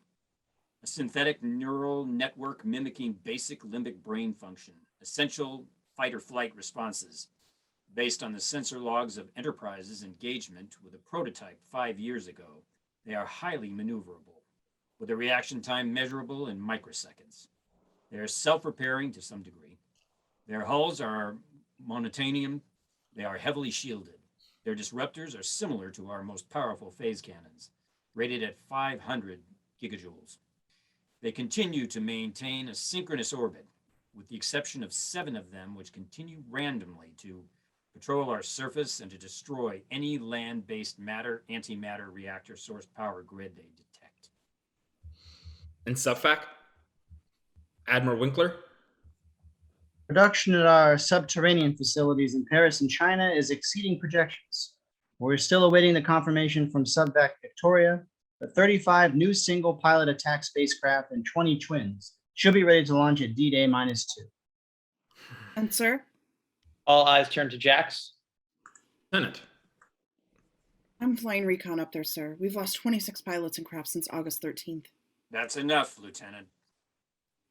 It's about Lieutenant Chase, sir, assigning one of the finest pilots in Starfleet to oversee production. Dismissed, Lieutenant. Admiral Gardner has had enough. He's lost his son and, to some extent, his daughter, thanks to Tiberius Chase. Lieutenant Chase comes from a family of survivalist xenophobes who'll shoot a Vulcan, Andorian, or Denibalon, on sight. They're terrorists, weapons hoarding, Earth first, fundamentalist outlaws. He didn't choose his family. You are dismissed, Lieutenant Jax. Consider yourself on report. Jax, having done his duty to his friend, salutes the room, turns, and exits. In the uncomfortable silence that follows, all turn to Admiral Gardner, struggling to subdue his anger. Cut 2, exterior African savanna dusk. A herd of antelope scatter. Giraffe burst from the cover of a sand of thorn trees and stampede across the plain as Chase's shuttlecraft screams by directly overhead, dodging disruptor blasts which explode on the surface of the savannah. A drone ship, distorting the air and blotting out the sun, is in pursuit. Chase is coldly focused, playing the controls, watching the horizon, and listening to the alarm as he puts the shuttlecraft through evasive aerobatics that it can barely tolerate. Up ahead, the Zambezi River and exterior Victoria Falls dusk, one of the 7 natural wonders of the world. A mile-wide curtain of water dropping over a sheer cliff and into a 328-foot deep gorge. Subvac Victoria, channel marker at 139 Mark 24. Subvac Victoria, this is SSC-07 on approach, transmit only. The bogey on my tail, and maintain radio silence. I'm gonna let him think he got me. He touches in commands on his touchscreen as an aft exterior panel blows off the shuttlecraft and black smoke trails behind him as he intentionally puts the vessel into a spin, heading directly toward the falls. Exterior Zambezi Gorge continuous. As the shuttlecraft spirals, plummeting into the gorge, disappearing into the towering plume of spray kicked up by the thundering waterfall, then punches through and nosedives into a tranquil upstream lagoon. The drone ship flies on, disappearing over the African horizon. Underwater moments later, as Chase navigates the shuttlecraft beneath the churning water and the falls and surfaces on an inner lake. Behind the curtain of falling water and deep within, interior Subfac Victoria Day, the largest of Starfleet's subterranean facilities, a massive Detroit-like assembly plant for single pilot and twin pilot spacecraft. Super titles: African Confederation, D-Day -17. Thousands of workers of every race, color, sex, and creed. Civilians with their sleeves rolled up, riveting, grinding, polishing. Chase returns to the salute of a Zimbabwean foreman, Sergeant Mbembe, who hands over a pad. Chase checks its figures and nods. I'll transmit this to Starfleet Command. Good work, Sergeant. Now, where... Sergeant Mbembe smiles knowingly. Where she always is after the sun goes down. Exterior African Savannah night as Chase approaches Penelope, seated with her back to him under the baobab tree. She rises, feeling his presence, turns and places her hands on her belly and smiles, and runs to him. No matter what happens, Don't say it. every night, I'll meet you in Arcturus. They embrace and kiss. But I can't. She pulls back, her face covered with sudden concern for her worst fear. Can't. What? Can't tell you that peace and harmony are in our future. That doesn't matter now.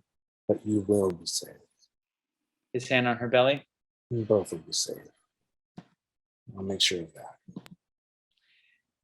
And she kisses him, and together they sink to their knees in the moonshade of the baobab tree. Cut to Ensign Mirabello's boots run stumbling down flights of stairs. Interior Starfleet Bunker Command, morning. As Ensign Mirabello bursts into the bustling underground comm center and tactical HQ, now fully staffed with officers clustered in front of view screens and sensor displays. They're gone. We know. Sensors. Sensors indicate nothing, sir. Mirabello moves to look at the largest view screen, empty space, where there used to be drone ships. What have you got at Hamilton? What's left of Gamma Squadron. 2 SPADs. Scramble them. Cut to exterior African Savannah night.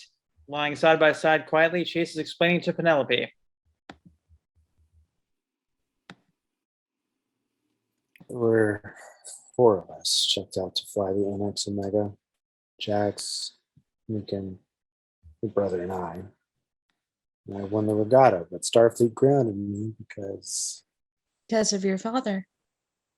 my whole family. My great-grandfathers died in the war. My grandfathers were children of the post-atomic horror who were seduced by the teachings of the Colonel Green. They agreed with the euthanasia of the radiation sick, the elimination of anything which threatened the purity of the human race. And eventually, that came to include the Vulcans or any alien who threatened to infect the human gene pool. And my parents were born into this philosophy. So was I. Why did you leave? At first, I questioned them just because they were my parents. I started to read to back up my arguments. And then I started to think. And one day, my heart would start beating faster. Then I had to explore. So I followed my heart instead of my head. And I ran away. Joined the Navy. See the galaxy.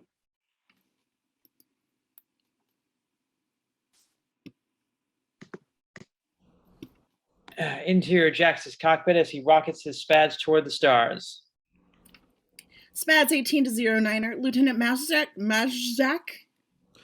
Read you 5x5. Let me take point on this, Lieutenant. That's a negative, Lieutenant.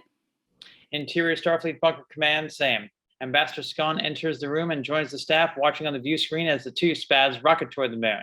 And listening to the comm between the pilots. 27 missions and you've been point on 23. Now they're picking this up on the fleet yard cam back at Starfleet, and it's probably starting to look an awful lot like your hot dogging lieutenant. What the? Yeah, sorry. Fair enough. I'll be the Gib. He rolls to the right, and Majzak's SPADs takes the lead. Yeah, this is a technical term. Yeah. It mean oh, Means guy in back. Scon nods. Anything from Vulcan? Scon shakes his head. Admiral Gardner draws up beside him. They're gone. Just like that. Does that make any sense to you? None. And Majzak's SPADs explodes as though hitting a wall in space. Interior Jax's cockpit. As Majzak's SPADs disintegrates directly in front of Jax, we can glimpse something there. The spectral outline of a hull. Shit! And he pulls up, loops his craft in an inverted 180. Interior Starfleet Bunker Command. The hell was that? Wiggins! Long-range sensors confirm the Romulan Armada is still 15 days away. There's nothing there, sir. Then who And in the who hell in the hell is this? A Romulan bird of prey decloaks on the view screen before their eyes. The new Romulan flagship. He fires a photonic torpedo at Jax's retreating SPADs, missing him by relative inches. The errant torpedo enters the Earth's atmosphere and... Exterior Hamilton Field Day. The entire facility is destroyed on impact. Cut to exterior African Savannah, sunrise. As the sun breaks over the horizon, Chase startles awake. Penelope?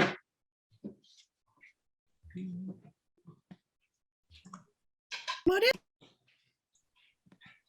Oh my God, where are we? Page 68.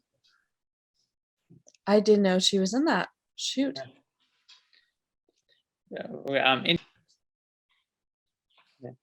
Interior Jax's cockpit as Jax dodges and rolls to avoid the harassing enemy fire. Son of a bitch! Ugh. Interior Starfleet bunker command as the staff looks on in horror. I got a sensor reading. When it's decloaked, it's warp 7 capable. They sent their fastest ship first.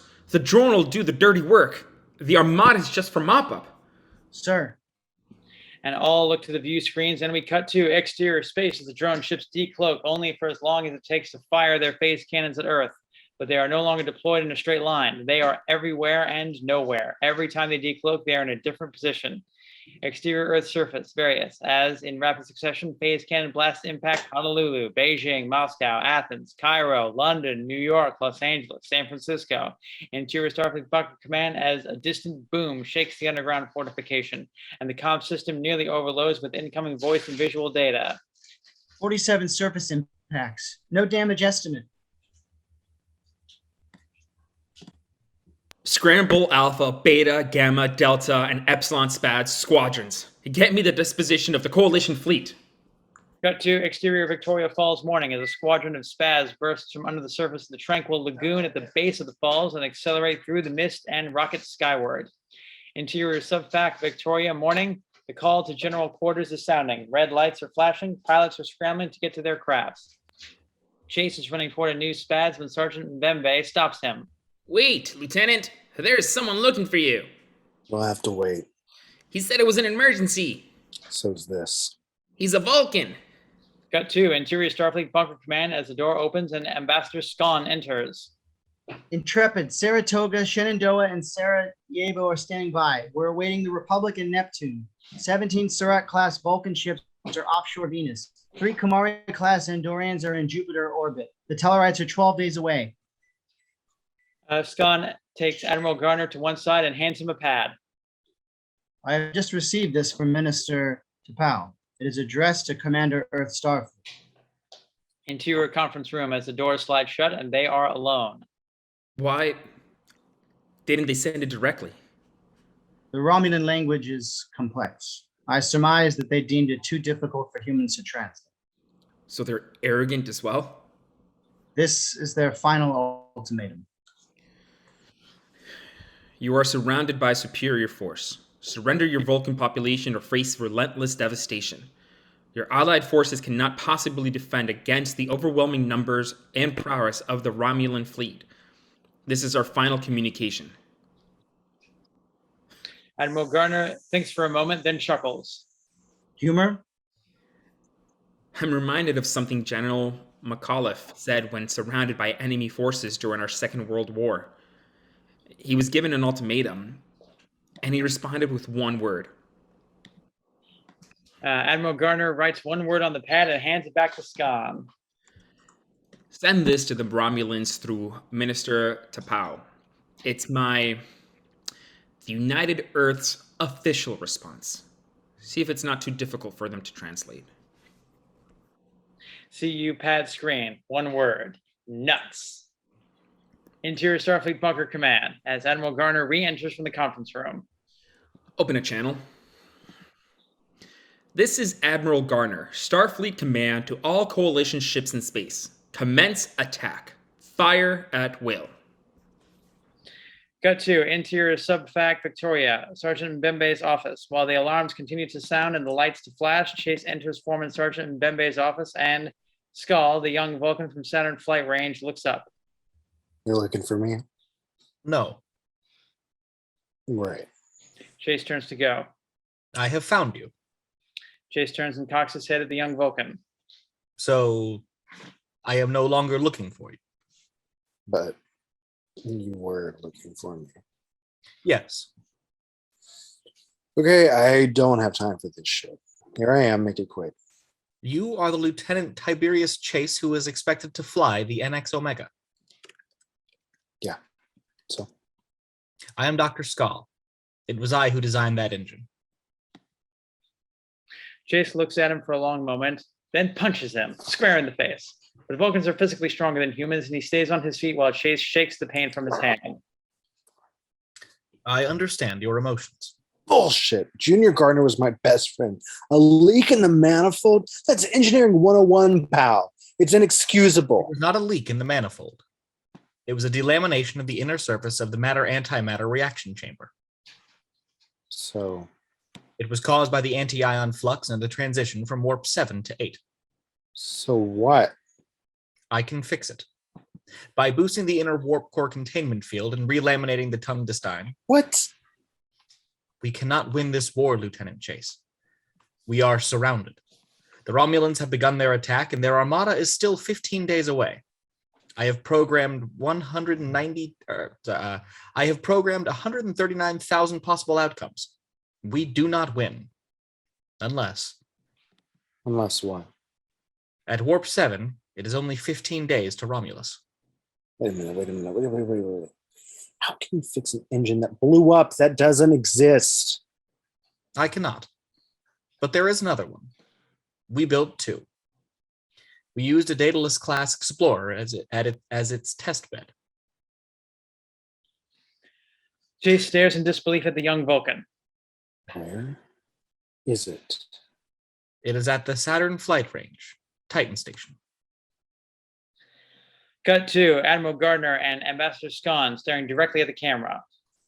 You're insane. Permission denied. Reverse angle, Chase and Skull are on the conference room view screen. One ship, one shot. The warp 7, I can make it there in 15 days. You don't listen very well, Lieutenant. Thank you, sir. Thank you.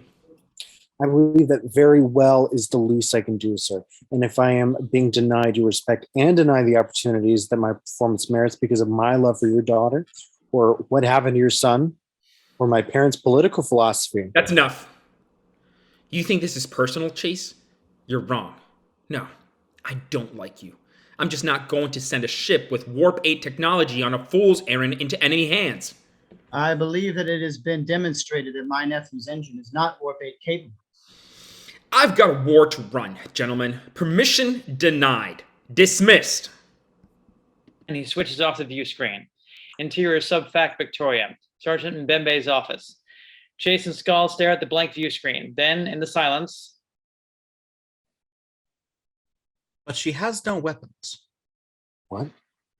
The ship. She has no weapons complement. I apologize, Lieutenant. We are, to varying degrees, telepathic.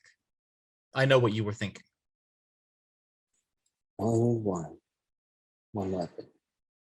And don't do that again.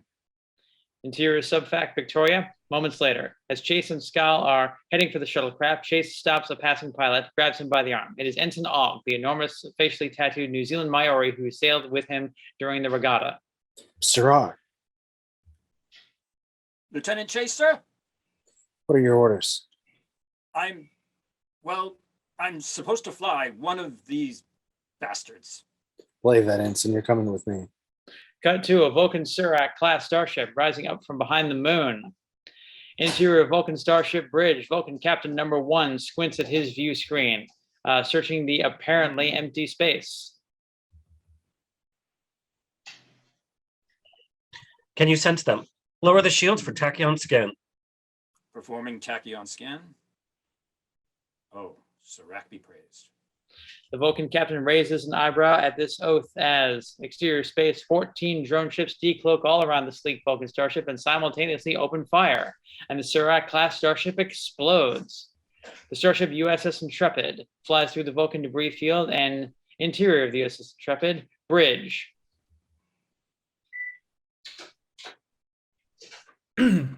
Multiple targets, fire at will.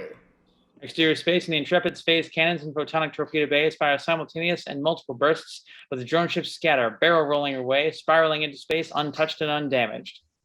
Cut to exterior Victoria Falls as Jackson's SPADs, its right wing missing, corkscrews in and crash lands through the mist. Interior Subfac Victoria moments later as Jax breaks the surface of the inner lake and swims to shore and pulls himself out of the water. Cut to interior Starfleet Bunker Command, the comm system overloaded, view screens bursting with action. A Vulcan Surak class, 6 SPADs destroyed. The Sarajevo has suffered a damaged port nacelle. Start working out a tachyon grid. If we could see the sons of bitches. Interior subfac Victoria, as Jax, still wet, makes his way through the crowd of workers and pilots and heads toward a new SPADS. Lieutenant Jax. Penelope, standing still in the hustling crowd. Penelope? Have you seen him? Do you know? No. He sees the fear in her eyes, the desperation. Listen to me. It's ugly up there. You've got to stay here. Stay down here. He'll be back. He grins, knowing that what he's about to say is utterly unacceptable, but meant to poke fun at himself. And if he isn't, I will be. Because you know what? I'm indestructible, baby. She shakes her head at his clownishness. Just give me a kiss for good luck. He wouldn't mind. And she does, on the cheek. Cut to exterior Antarctica, Moolig Hoffman Mountains day, as Chase lands his shuttlecraft in the ice and snow near an enormous fissure in the icy granite of the mountain face. As he steps down from the shuttlecraft door and closes and locks the door with a handheld remote, 6 soldiers dressed in snow camo level EM-41 phase rifles at him. Oh, boys. Long time no see. Interior Moolig Hoffman Mountains moments later, as Chase is led at rifle point into a cathedral-like grotto surrounding a small lake whose shore is lush with vegetation. Warm springs bubble up from the ground, fresh water cascades from granite walls. Habitations built from 20th century ship bulkheads and parts line the shore of the lake where a submarine, a barnacle-encrusted hulk, is floating on the surface. The commander, Otto, in his 60s, emerges from one of the habitations. You. Don't worry, Commander. I'm not here to stay. Of course you are. Base 211 is not a place one visits. You are either with us or you're against Yeah, it. I know. I made my choice 10 years ago. Then I have no alternative but to classify you as an enemy combatant. Right. You want to explain this? He looks into the barnacle-encrusted submarine. Want to? Absolutely feel the need to. I don't need to explain anything to you. They stare at one another for a long moment. It's a U-boat, a 20th century German submarine. We raised it from the bottom. We have discovered much about our refuge since you left. Let me show you. Cut to interior Jax's cockpit as he rockets into the fray in a new SPADS and joins an attack squadron delivering harassing fire on the drone ships as they decloak to fire and performing tactical evasive and offensive maneuvers all the while. Pew, pew, pew, pew, pew. Pew, pew. Somebody be the pilot. Pew, pew, pew, pew. Jesus, how the hell are we supposed to... Maintain an even straight, ensign. But we're having no effect. Pew, pew, pew, pew. We're keeping them occupied till the big boys can figure them out. And we'll do it until they tell us to stand down. Yes, sir. Pew, pew, pew. Now anybody's seen or heard from Lieutenant Tiberius Chase? Pew, pew, pew. Back to interior Moolig Hoffman Mountains day as Otto leads Chase down a granite corridor leading to... At the end of World War II, 10,000 Germans fled here to form a colony suitable for habitation and continued development of their Waffenschützfliegen program. I don't speak German, but that's probably what it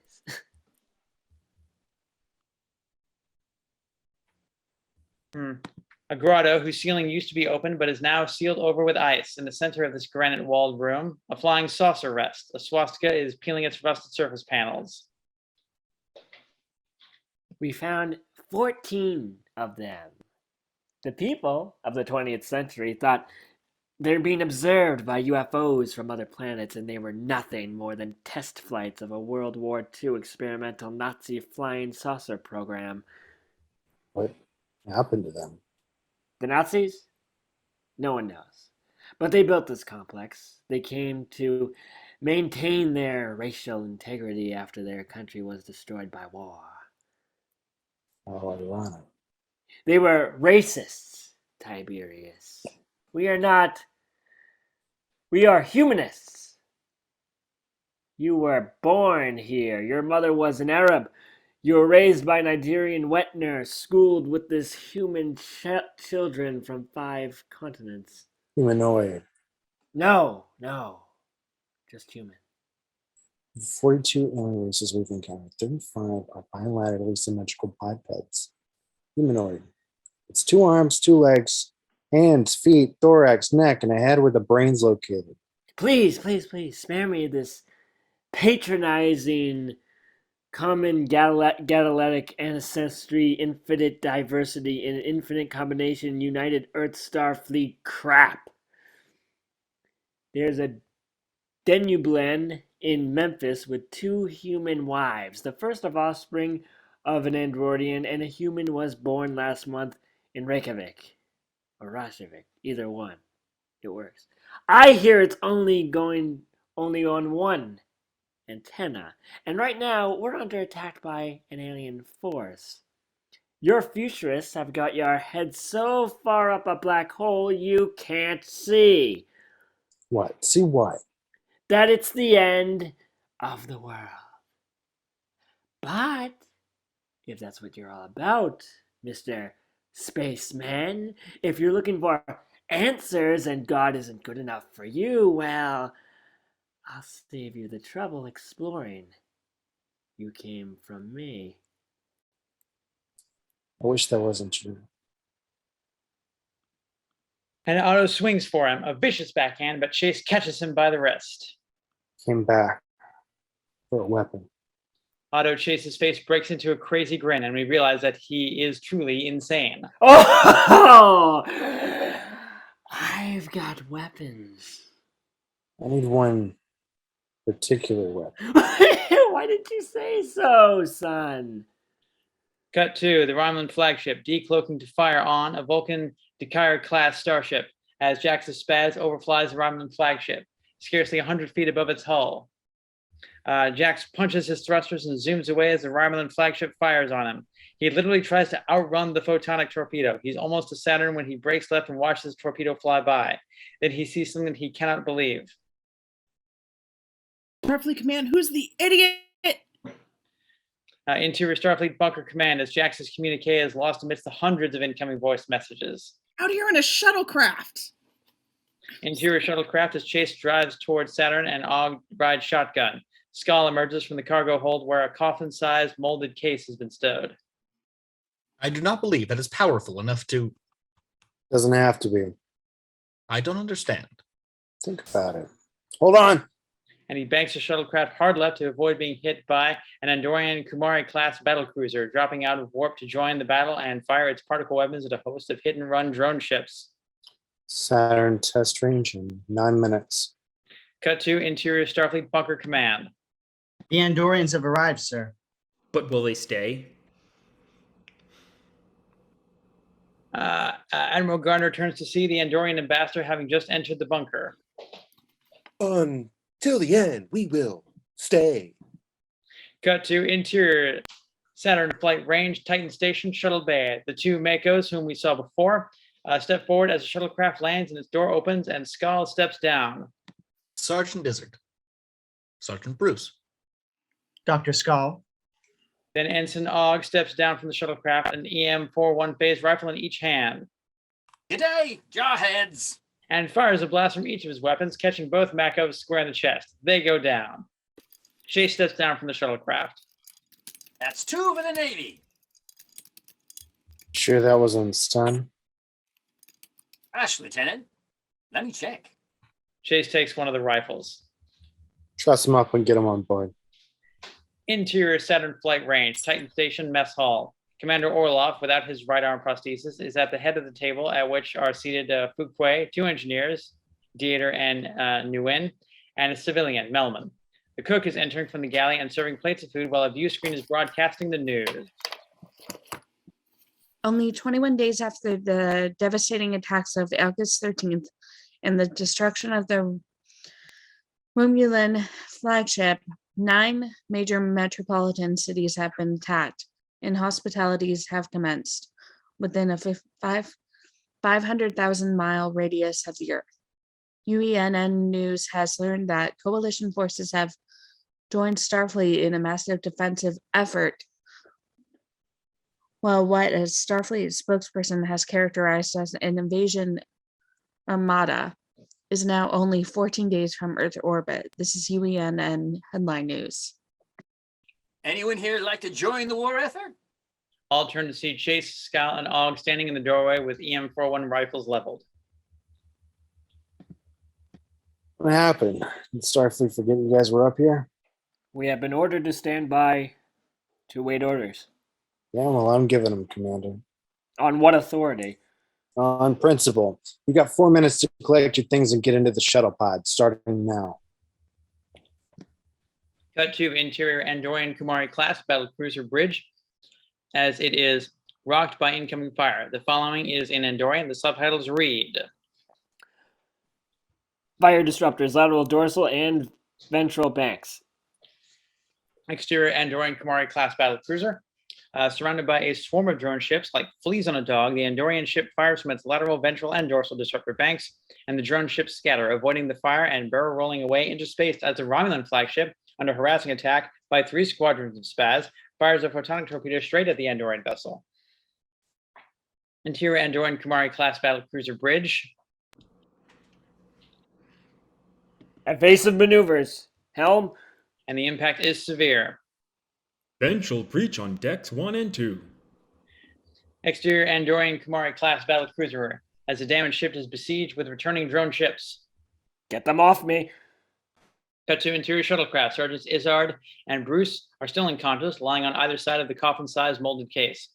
While Ensign Og covers Commander Orloff, Fuquay, Dieter, and Nguyen, Mr. Melman and the cook, Chase and Skull navigate the shuttlecraft. Mr. Melman can't help himself. The Daedalus class, a converted Comet class light cruiser. We beefed up the space frame, boosted the antimatter containment, and mounted longer nacelles before the cells while shortening the engineering hull and moving the bridge to the top of the command hull. With the installation of Dr. Skull's engine, she's one of a kind. Chase and Skull gaze through the shuttlecraft's windshield to see exterior Saturn Flight Range dry dock. An orbital framework of lights and scaffolding surrounding the USS Spartan. Daedalus class starship, only 105 meters long by 48 meters wide. Chase touches in a command and the starship shuttle bay doors open. It will take me 6 days to relaminate the warp core. Don't bother. Skull looks at Chase and raises an eyebrow. I don't want you to eliminate it. Reminded of the Vulcan's telepathic ability, Chase holds up a warning finger. Don't do that again. Cut to interior Jax's cockpit as Jax lines up behind a drone ship firing on the crippled USS Sarajevo. Her port nacelles sparking and shredding plasma. Jax fires, hitting the drone ship. He drills it with bursts of phase cannon fire, but another drone ship rolls in position directly behind him. His alarm sounds and he brakes right, barely avoiding the drone ship's fire. Chase! Where the hell are you? Cut to interior USS Spartan Bridge as Skull enters with Fuquay. Chase is kneeling beside the captain's chair and opening the molded case. Sergeants Izzard and Bruce are still unconscious and under restraint in the sickbay. Commander Orloff, the engineers Dieter and Nguyen, Mr. Melman, and the cook are confined to quarters. Mr. Fuquay has volunteered his services. Chase opens the lid to reveal a vintage atomic weapon. You're an electronic surveillance officer.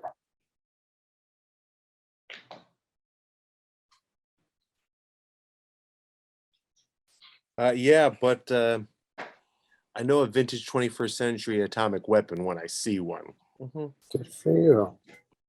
Take us out of here, Dr. Skull. Skull moves to the helm console. Yes, sir. Chase and Skull exchange a glance. Disconnect shore power, switch to generators. All ahead slow and pulse only. Land a course for 240 Mark 355. And prepare to go to warp 7 on my mark. Exterior Saturn Flight Range dry dock as the USS Spartan disconnects from its umbilical cords and gantries and moves forward, clearing the dry dock. Mine. And the USS Spartan accelerates to warp and disappears into the distance with a burst of faraway light. And in the empty space that's left behind, the camera descends through the middle of a raging battle. USS starships, Vulcan, Surak, and Dakar-class starships, Andorian Kumari-class battlecruisers, various support vessels, and Spaz engaged in fighting off infestations of cloaking and decloaking drone ships and the spectral Romulan flagship. Below that, we see our glimpses of weapons firing, debris, and bodies floating as we continue to descend to exterior San Francisco Bay night, where spot fires are burning. Super titles D-Day -7. Interior Starfleet Bunker Command. Admiral's quarters. As the door opens, letting the light and noise of Bunker Command flood into the utilitarian bunk space where Admiral Garner is sleeping. He startles awake to see Ambassador Scon and Lieutenant Wiggins. Sir, I'm sorry to. Casualty report, Lieutenant. As Admiral Garner rises and pulls on his uniform jacket, 21 Spads and 9 twins. The Sarajevo was lost with all hands. 1 Surat-class Dolphin starship gone, 1 disabled. Dakir is under attack. Commander Shron's battlecruiser, the Kamari, is destroyed. And Shron? Has transferred with 23 of his crew to another vessel. Scon and Wiggins follow the Admiral out of the main floor of Bunker Command. And the Spartan is gone. What?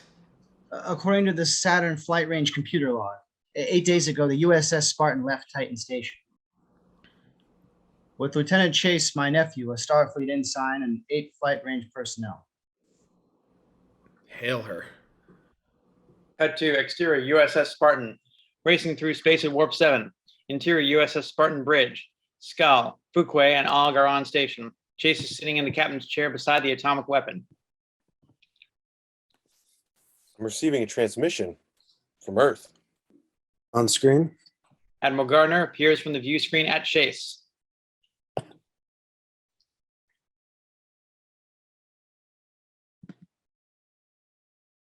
Sorry. So, you got what you wanted? Sir. Your own command. Isn't that what this is about? Give me a fast ship, for I intend to go in harm's way? Do you fashion yourself a John Paul Jones, Lieutenant Chase? No, sir. Do you think hijacking a starship and kidnapping a crew makes you a hero? A leader? You have disobeyed a direct order. Yes, sir. Suppose I just haven't figured out how to lead and follow at the same time. This registers hard with the Admiral. Turn that ship around, or consider yourself facing court-martial on a charge of high treason, something you'll have in common with your father. Mr. Fuquay. Sir? In transmission. Chase! Fuquay touches in a command and the view screen goes blank. Chase rises and heads for the turbo lift doors. Dr. Skull, you have the con? Doors slide open and he exits. Interior USS Spartan corridor moments later as Chase exits the turbo lift and walks down the vacant corridor to a door marked Captain. He takes a long breath and lets it out and enters. Interior captain's quarters following. A sleek but appropriately Spartan interior. Chase sits heavily on the edge of the bunk. Computer, open log. Log open. Officer's log, September 12th, 2059, 2159. 8 days ago, I seized control of USS Spartan and her complement of Saturn flight range personnel. Interior USS Spartan engine room. Skal is explaining the warp core to Chase with the help of Mr. Melman and engineers Dater and Nguyen as We're unarmed and en route to the planet Romulus. Warp 7, we expect to arrive in 6 days. Interior USS Spartan sick bay. Chase is speaking earnestly to Sergeants Izzard and Bruce while Ensign Og covers them with a phase rifle. Both Makos listen and nod their understanding as Dr. Skull and Ensign Og have joined me voluntarily. Iso Fuquay readily took his station at comm. Engineers Dieter and Nguyen, a civilian spacecraft designer named Melman, Mako Sergeants Izzard and Bruce, and the station cook have all come to understand my intentions.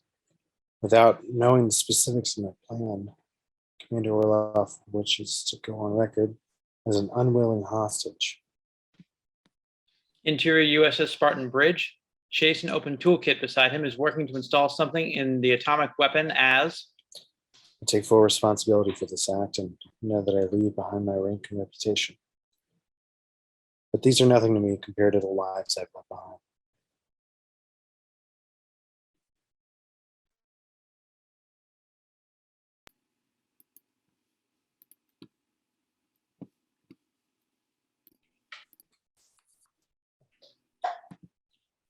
interior Jax's cockpit. As Jax's Spads has hit a glancing but crippling blow to one wing. We are exterior space offshore Earth. And the battle is raging. A dizzying panorama, USS starships, Vulcan, Surak, and Decatur class starships, enduring battle cruisers, and scores of SPADs engage in furious skirmishes with the cloaking, decloaking drone ships and Romulan flagship. Interior Starfleet Bunker Command, a frenzy of activity. The view screens are pulsating with subjective POV images from wide angles of the battle. Spads 39, I'm heading for the Navarre. If she could open up a cargo bay doors on my mark, I might have a chance. This is Navarre. We are receiving heavy fire, but will comply on your mark. Interior Jax's cockpit as he heads straight toward the Navarre, a Surak-class Vulcan starship besieged by drone ships. Come on. Come on.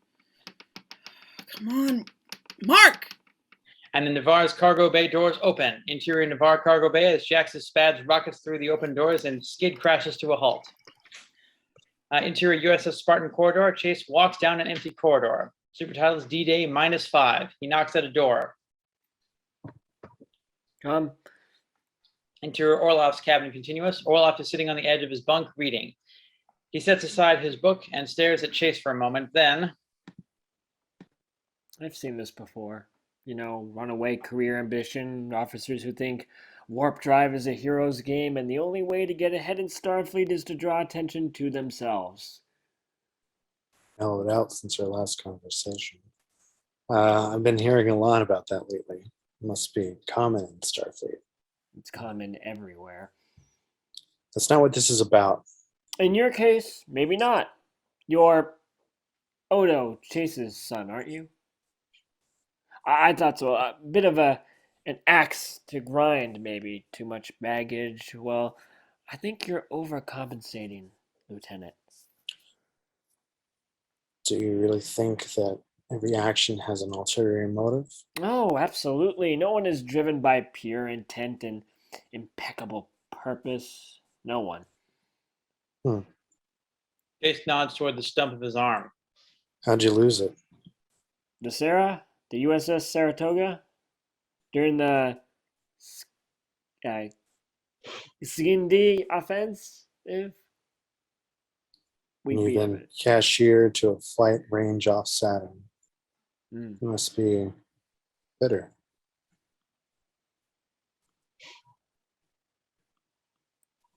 Chase picks up the bionic prosthesis from the side table. Oh, but now you got the chance to do something bold, to make a difference. Sit in your room and refuse to participate to protect your career? Chase tosses the prosthesis onto the bunk beside the older officer. Give yourself a hand, Commander. It's time to join the fight. Cut to interior Navarre quarters. Jack, still in his flight suit, is passed out on a bunk. Supertitles D-Day -3. The ship shudders with another impact, and Jack startles awake, rubs his hands through the week's worth of stubble on his face, and tries to clear his eyes. Interior Navarre bridge. As Jax enters, a scene of Vulcan emergency. Captain Sopek is shouting orders in Vulcan. Upon seeing Jax, We have sustained critical damage to our secondary hull. What can I do to help? Fortunately for you, your presence has been requested on the Intrepid. Please report to our transporter. the Captain Sopek holds up his hand in the Vulcan salute. Live long, Lieutenant, and prosper. Interior Navarre transporter room as Jack steps up onto the platform and nods to a Vulcan crewman and is energized. Exterior space, offshore Earth, as the Romulan flagship decloaks in front of the Navarre, fires, and the ventral hull of Vulcan Surak-class starship explodes, sending the vessel careening toward Earth. Cut to interior USS Intrepid bridge. As Jax rematerializes on the damaged bridge, a yellow light is flashing. Crewmen are extinguishing an electrical fire. A medical team is kneeling beside Captain Ramirez, whose chest and face are burned beyond recognition.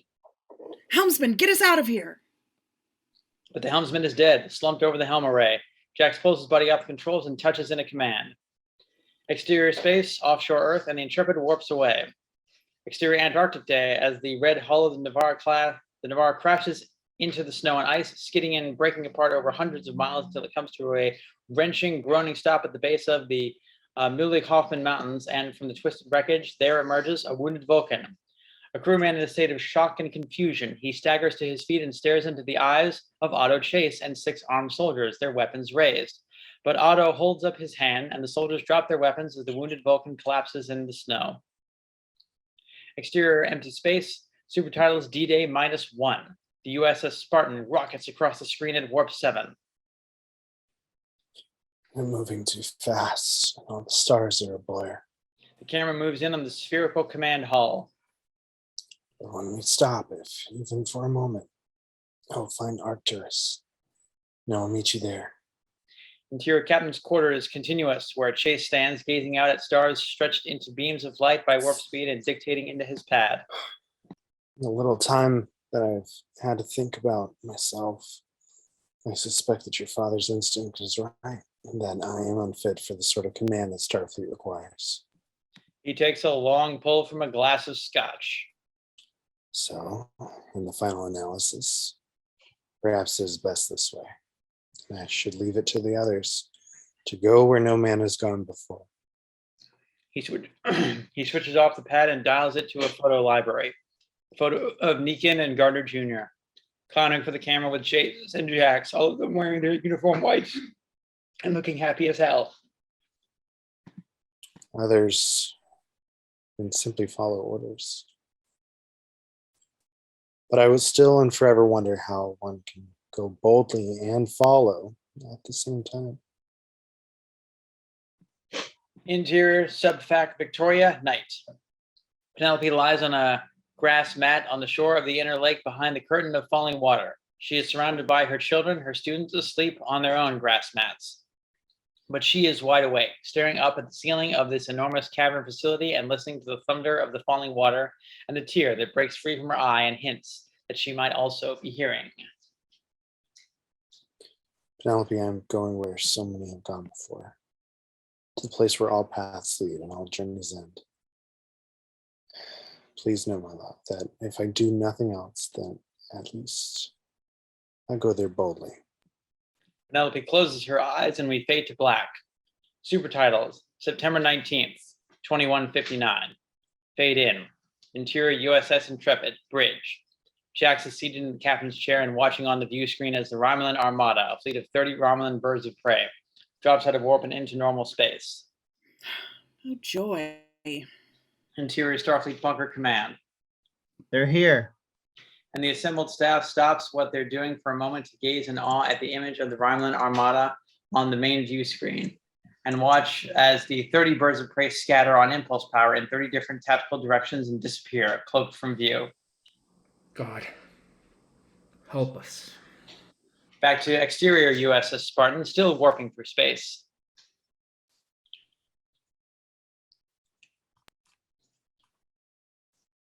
Now entering the Romulan system. Interior USS Spartan bridge. Ensign Og is at the helm. Fuquay is on comm. Skull is manning the sensors, and Chase is in the captain's chair. Slow to warp too, Mr. On. Romulus in 30 minutes. I have a visual. Let's see it. View screen. Romulus and Remus, the twin planets of the Romulan Star Empire. Romulus is a temperate class M planet, 67% water. Remus is tidally locked. The dark side is habitable. The other averages 210 degrees Celsius. I'm getting a signal from the little one. He squints to the view screen and points to Remus. That one. Two-way low frequency, interplexing beacon. Data, voice, Bearing from the planet. propagating 050 Mark 6. That's right back to Earth. To a point 260,780 miles from the surface of the Earth, to be precise. Sensors. Indicate a 212 square mile industrial and military complex. Anything like it coming from Romulus? Negative, sir. Standard system-wide RF. And Chase suddenly realizes. Your command post isn't on Romulus. It is on Remus. Call all hands to the bridge. Interior Starfleet bunker command. I've got 4 Grat-class Tellarite destroyers dropping out of warp off Saturn, sir.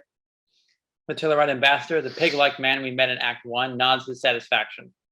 Now, we will show the Andorians and the Vulcans how to engage in true conflict. Interior Grat-class Tellarite destroyer bridge as the Tellarite captain stands with his hands behind his back and surveys the battlefield. The ship sustains a direct hit, knocking him off his feet. Exterior space, offshore Saturn, as 30 drone ships open simultaneous fire on the newly arrived vessel and the Grat-class destroyer explodes. Cut to the USS Spartan bridge. All hands are present, even Commander Orlov.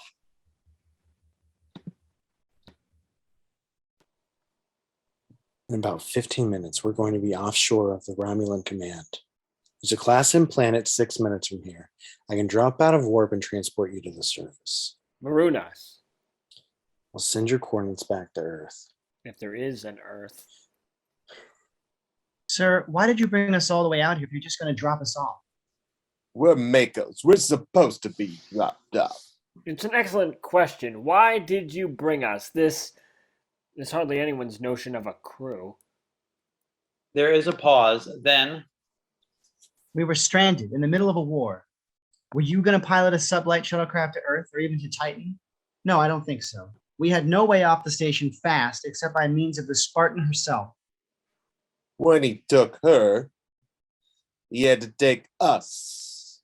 So we should be thanking him? Yeah, we probably oughta. And your plan is. To do what exactly? Perhaps you could explain it to us in simple terms. 37 days ago, my best friend died in X Omega in a warp core failure.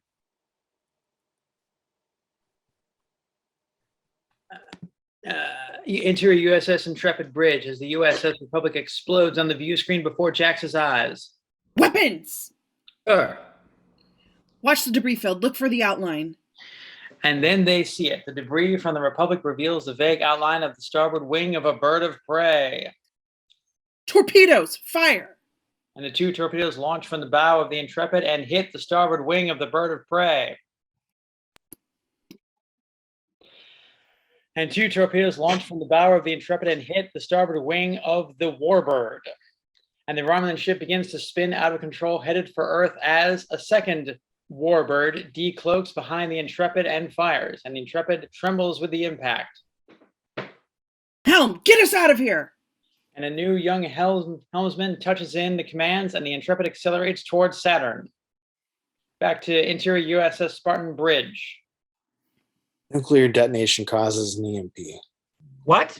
An electromagnetic pulse. I'm sorry. The electromagnetic radiation from a nuclear explosion causes extreme power fluctuations, enough to completely disrupt electrical systems and another magnetic fields. You're If welcome. one were to detonate a nuclear device on a starship, the disruption of the antimatter magnetic containment field would be instantaneous and cataclysmic. Cut to exterior Zimbabwe, Africa, day as a disabled Romulan warbird crashes into the earth and starts to skid, leveling the town of Livingstone, while its population flees in terror. Back to interior USS Spartan Bridge, the crew are staring at Chase in utter disbelief. Are you insane? You want to turn the Spartan into a antimatter bomb? You can't do that. I already have. How do we deliver it? It's impossible. The Romulans will have picked us up on sensors before we're out of warp. They'll be waiting for us. I'm counting on it. Cut to the disabled Romulan warbird still churning up the African savanna until it reaches the Zambezi River and topples over the edge of exterior Victoria Falls, continuous, finally wedging itself sideways in the Zambezi Gorge itself.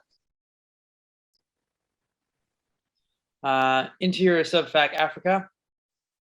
Subfac Victoria, as Penelope and her children stare, dumbstruck at the curtain of water now falling upon the hull of an alien vessel. The little boy bursts into tears and Penelope scoops him up and holds him tight as we cut to interior USS Spartan Bridge as Chase concludes the details of his plan. And then we get the hell out of there. Pause. I'm in.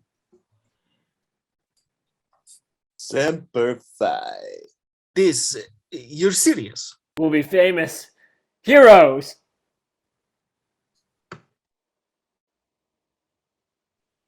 My 2 brothers are back there. One on the Shenandoah and one on the Intrepid. So this wasn't about you after all. It's just war, mate. And it's hell. Commander Orlov stands and offers Chase his left hand. All right. I'll sail with you, Captain Chase. Chase looks to Skal. This was unexpected. Skal merely raises one eyebrow. Exterior space, offshore Earth, as the USS Shenandoah is caught between 2 decloaking birds of prey, both firing photonic torpedoes, and the USS Shenandoah explodes. and the Birds of Prey cloak.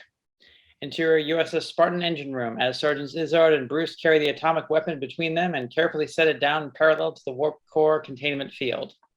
Cut to exterior space offshore Earth as the USS Saratoga, her port nacelle still trailing debris, drifts out of control into the San Francisco Fleet Yard dry dock, where the Starship Columbia NX-02 is still docked, and the USS Saratoga breaks apart and explodes, blowing half of the dry dock into space. Back to interior USS Spartan Bridge, Ensign Ogg is at the helm. We will be 100,000 miles offshore of the beacon source in 90 seconds. Skal is taking sensor readings. I'm picking up a small Romulan vessel bearing 018 Mark 15. Warp 2 capable, heavily armed, phase cannon, and 6 disruptor banks. Shields. Her shields are up. Chase looks at the assembled crew. Mr. Rock, Sir? stand by to disengage warp and I'll stop. Want our attitude at a 45-degree down bubble as soon as we're out of warp. See to it. Aye, aye, sir. And stand by to bring our attitude and bearing on that ship to 000 Mark O. Chase turns to the rest of them. Sergeant Izzard, Sergeant Bruce, fetch the phase rifles from my quarters. There are 4 of them plus your pistols, Mr. Mellon, and I'm sorry, 2 weeks in space, and I don't know your... Okay, Really? that's what they call me. Break out the EV suits. Give 1 each to Mr. Dieter and Mr. Nguyen, and bring 9 to the bridge. EV suits? Mr. Dieter and Ms. Nguyen, I want you to suit up and report to the engine room. Stand by to disconnect the structural integrity field from the plasma grid. You can't do that.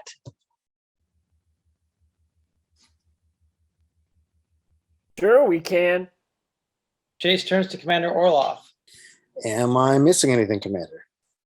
I don't think so. If you would please stand by grapplers. Chase and Orloff stare at one another, then Orloff's face cracks into a grin. He flexes his prosthetic hand. Yes, sir. Cut to exterior, the rings of Saturn as the Intrepid enters a world of gas and asteroid-sized particles of ice and weaves back and forth, dodging the larger obstacles while directly behind her, the Romulan bird of prey decloaks. Interior USS Intrepid bridge.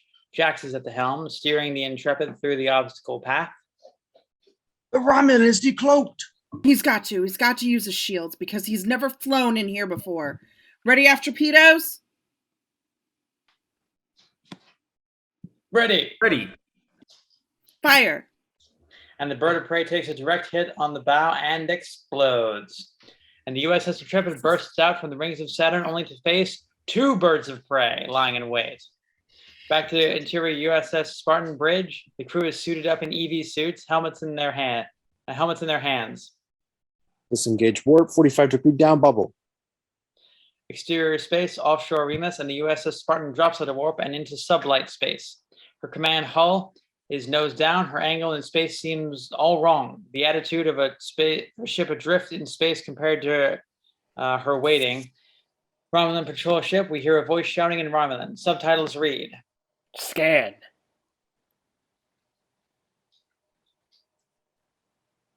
Hey, crew, scan. Origin unknown. Class unknown. Armament? None.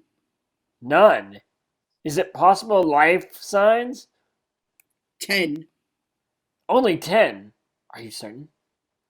Her reactor reads. Warp 8 capable. Pause.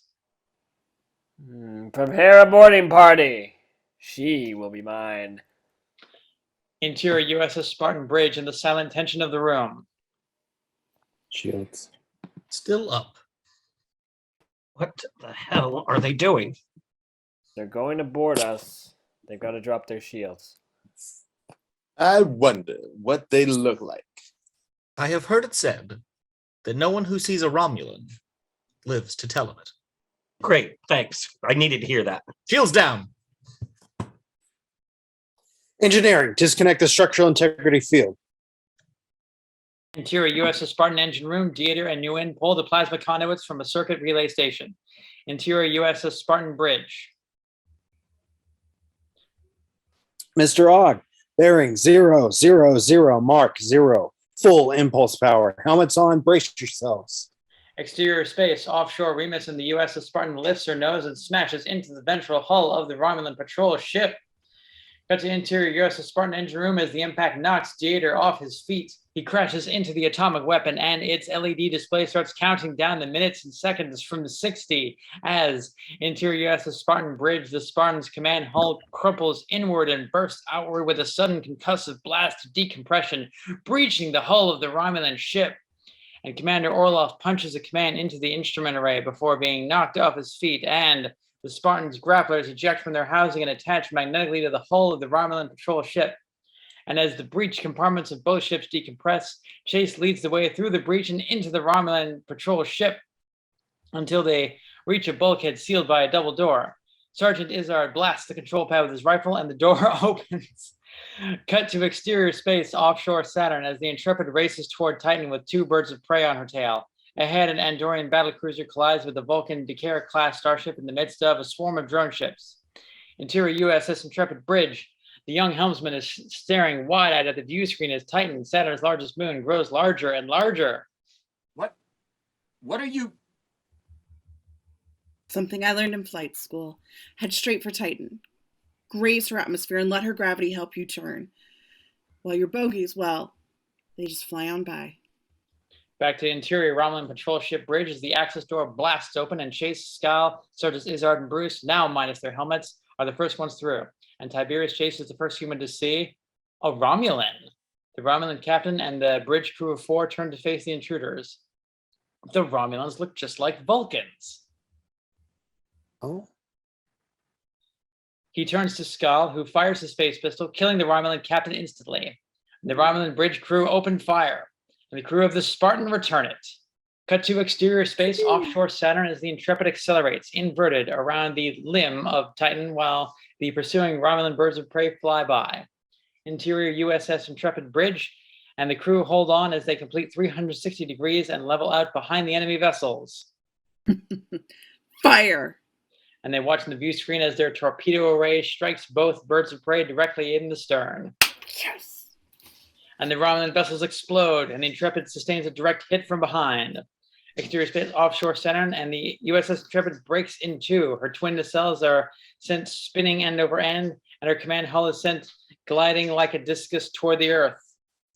Back to interior Romulan patrol ship bridge. In the aftermath of the firefight, Sergeant Izzard is wounded. Sergeant Bruce is on his knees and trying to help her. Mr. Melman is sitting on the floor and staring at the face of a dead Romulan. Fuquay picks up an earpiece from the deck and plugs it into his own ear. And Skal, his covered with his own green blood, is crawling up from beneath the body of another dead Romulan. He stands up to see Chase staring at him in disbelief. These are Vulcans. No, they are not. Think we're receiving a transmission. Figure out how to put it through. On screen and receive only. Do not transmit. Dieter and Nguyen enter the bridge and remove their helmets. I think we might have a problem. It was him. I didn't do it. Got it. On screen. And a staticky image flickers on the Romulan view screen. A Romulan officer. Quad freighter, Havna. What's he saying? It is similar to archaic Vulcan. He is demanding a report. Why doesn't that surprise me? Mr. Ogg, can you fly this hunk of junk? Ogg examines the helm array. I think so, sir. It's gone off. How do you request permission to land in archaic Vulcan? What's gone off?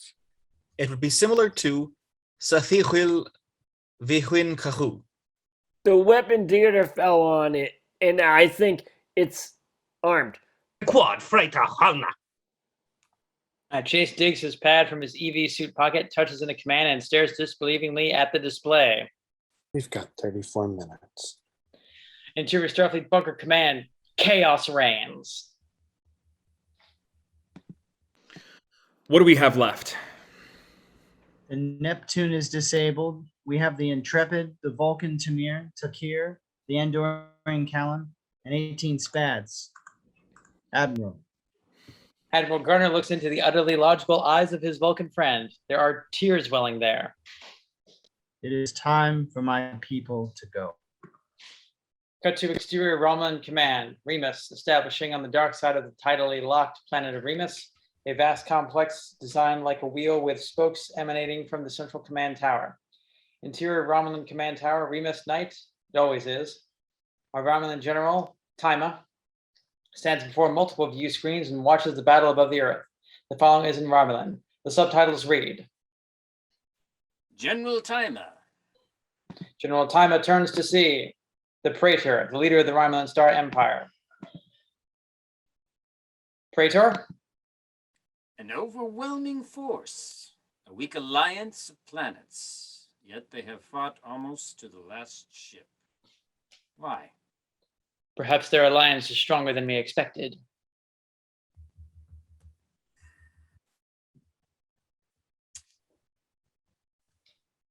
Or they are ignorant.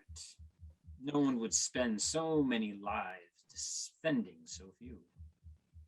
It was the Senate who chose to communicate through Vulcan. Perhaps the Andorians and the Tellarites do not know that they are losing their lives defending a colony of Vulcans. See to it that they do.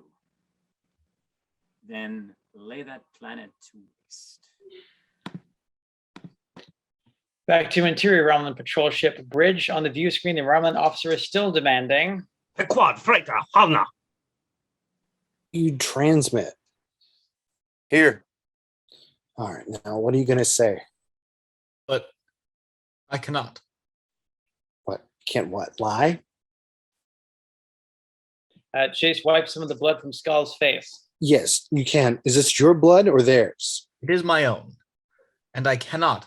That's crap. You choose not to. Truth is my faith.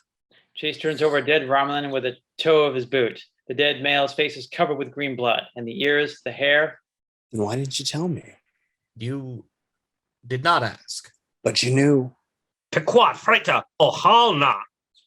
Now, if you don't ask for clearance, they're going to blow us out of the solar system before we even enter the atmosphere. We've got 19 minutes. What am I asking you to do? To lie. What specifically? To pose as someone whom I am not. What literally? I do not understand. God damn it, Skull, tell me. And the way that only a Vulcan can. Literally, specifically, precisely, what am I asking you to do? You are asking me to look at that view screen and speak the words. And Chase touches the transmit command. Interior Romulan command flight control as the Romulan officer peers at the staticky image of Skal. Sechwil vihun keru. Eithwil. Interior Romulan patrol ship bridge. Permission granted. Take us in, Mr. Ogden, fast. Let's figure out how to raise shields. I've got it. I'm on it. Commander Orloff is limping toward the instrument array. Cut to interior Andorian Kumari class battlecruiser bridge, heavily damaged. I'm receiving a message from Romulan command. They wish us to know what it is the Vulcans that they want, and nothing more. Vulcans. The Vulcans on Earth. Tell Romulan command that the Vulcans have been our enemy for too many centuries. It's refreshing to have it found a new one.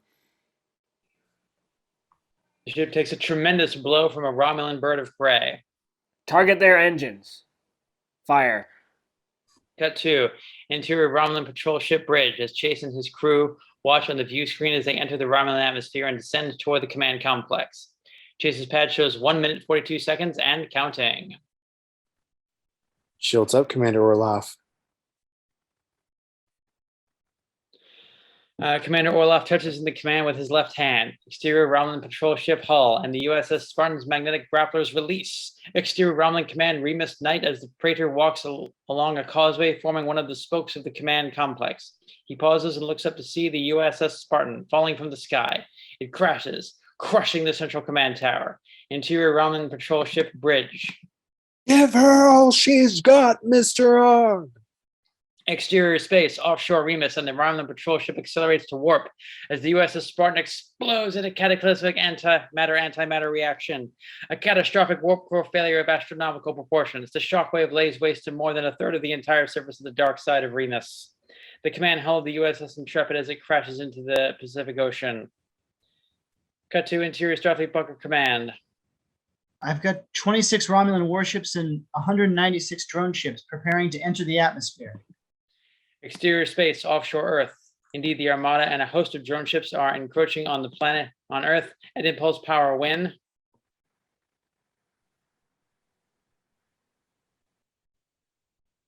Balith Shikasha Podem! suddenly they stop. Balith Shikasa Podem! Diaitzore! Balith Shikasa Poem! Balith Shikasa Podem! And pivot and warp away. And they are gone. Cut to exterior Starfleet headquarters dawn as Admiral Gardner and Admiral Scone emerge from the bunker, pick their way through the rubble, and stand squinting against the morning light and looking out over the Pacific Ocean, exterior Pacific Ocean. Morning, as Jax, his left arm and leg gone, the wounds cauterized by fire, crawls out from an opening in a floating portion of the command hull of the USS Intrepid. He rolls over onto his back and draws a long, rasping breath. Interior Mulik Hoffman Mountains, grotto, night, as Otto Chase sits beside the unconscious wounded Vulcan crewman in a small grotto lit by candles. Exterior Zimbabwe, Africa, night, as Penelope leads her children, her students, out from a steep inclined cave opening. She looks out across the savannah, then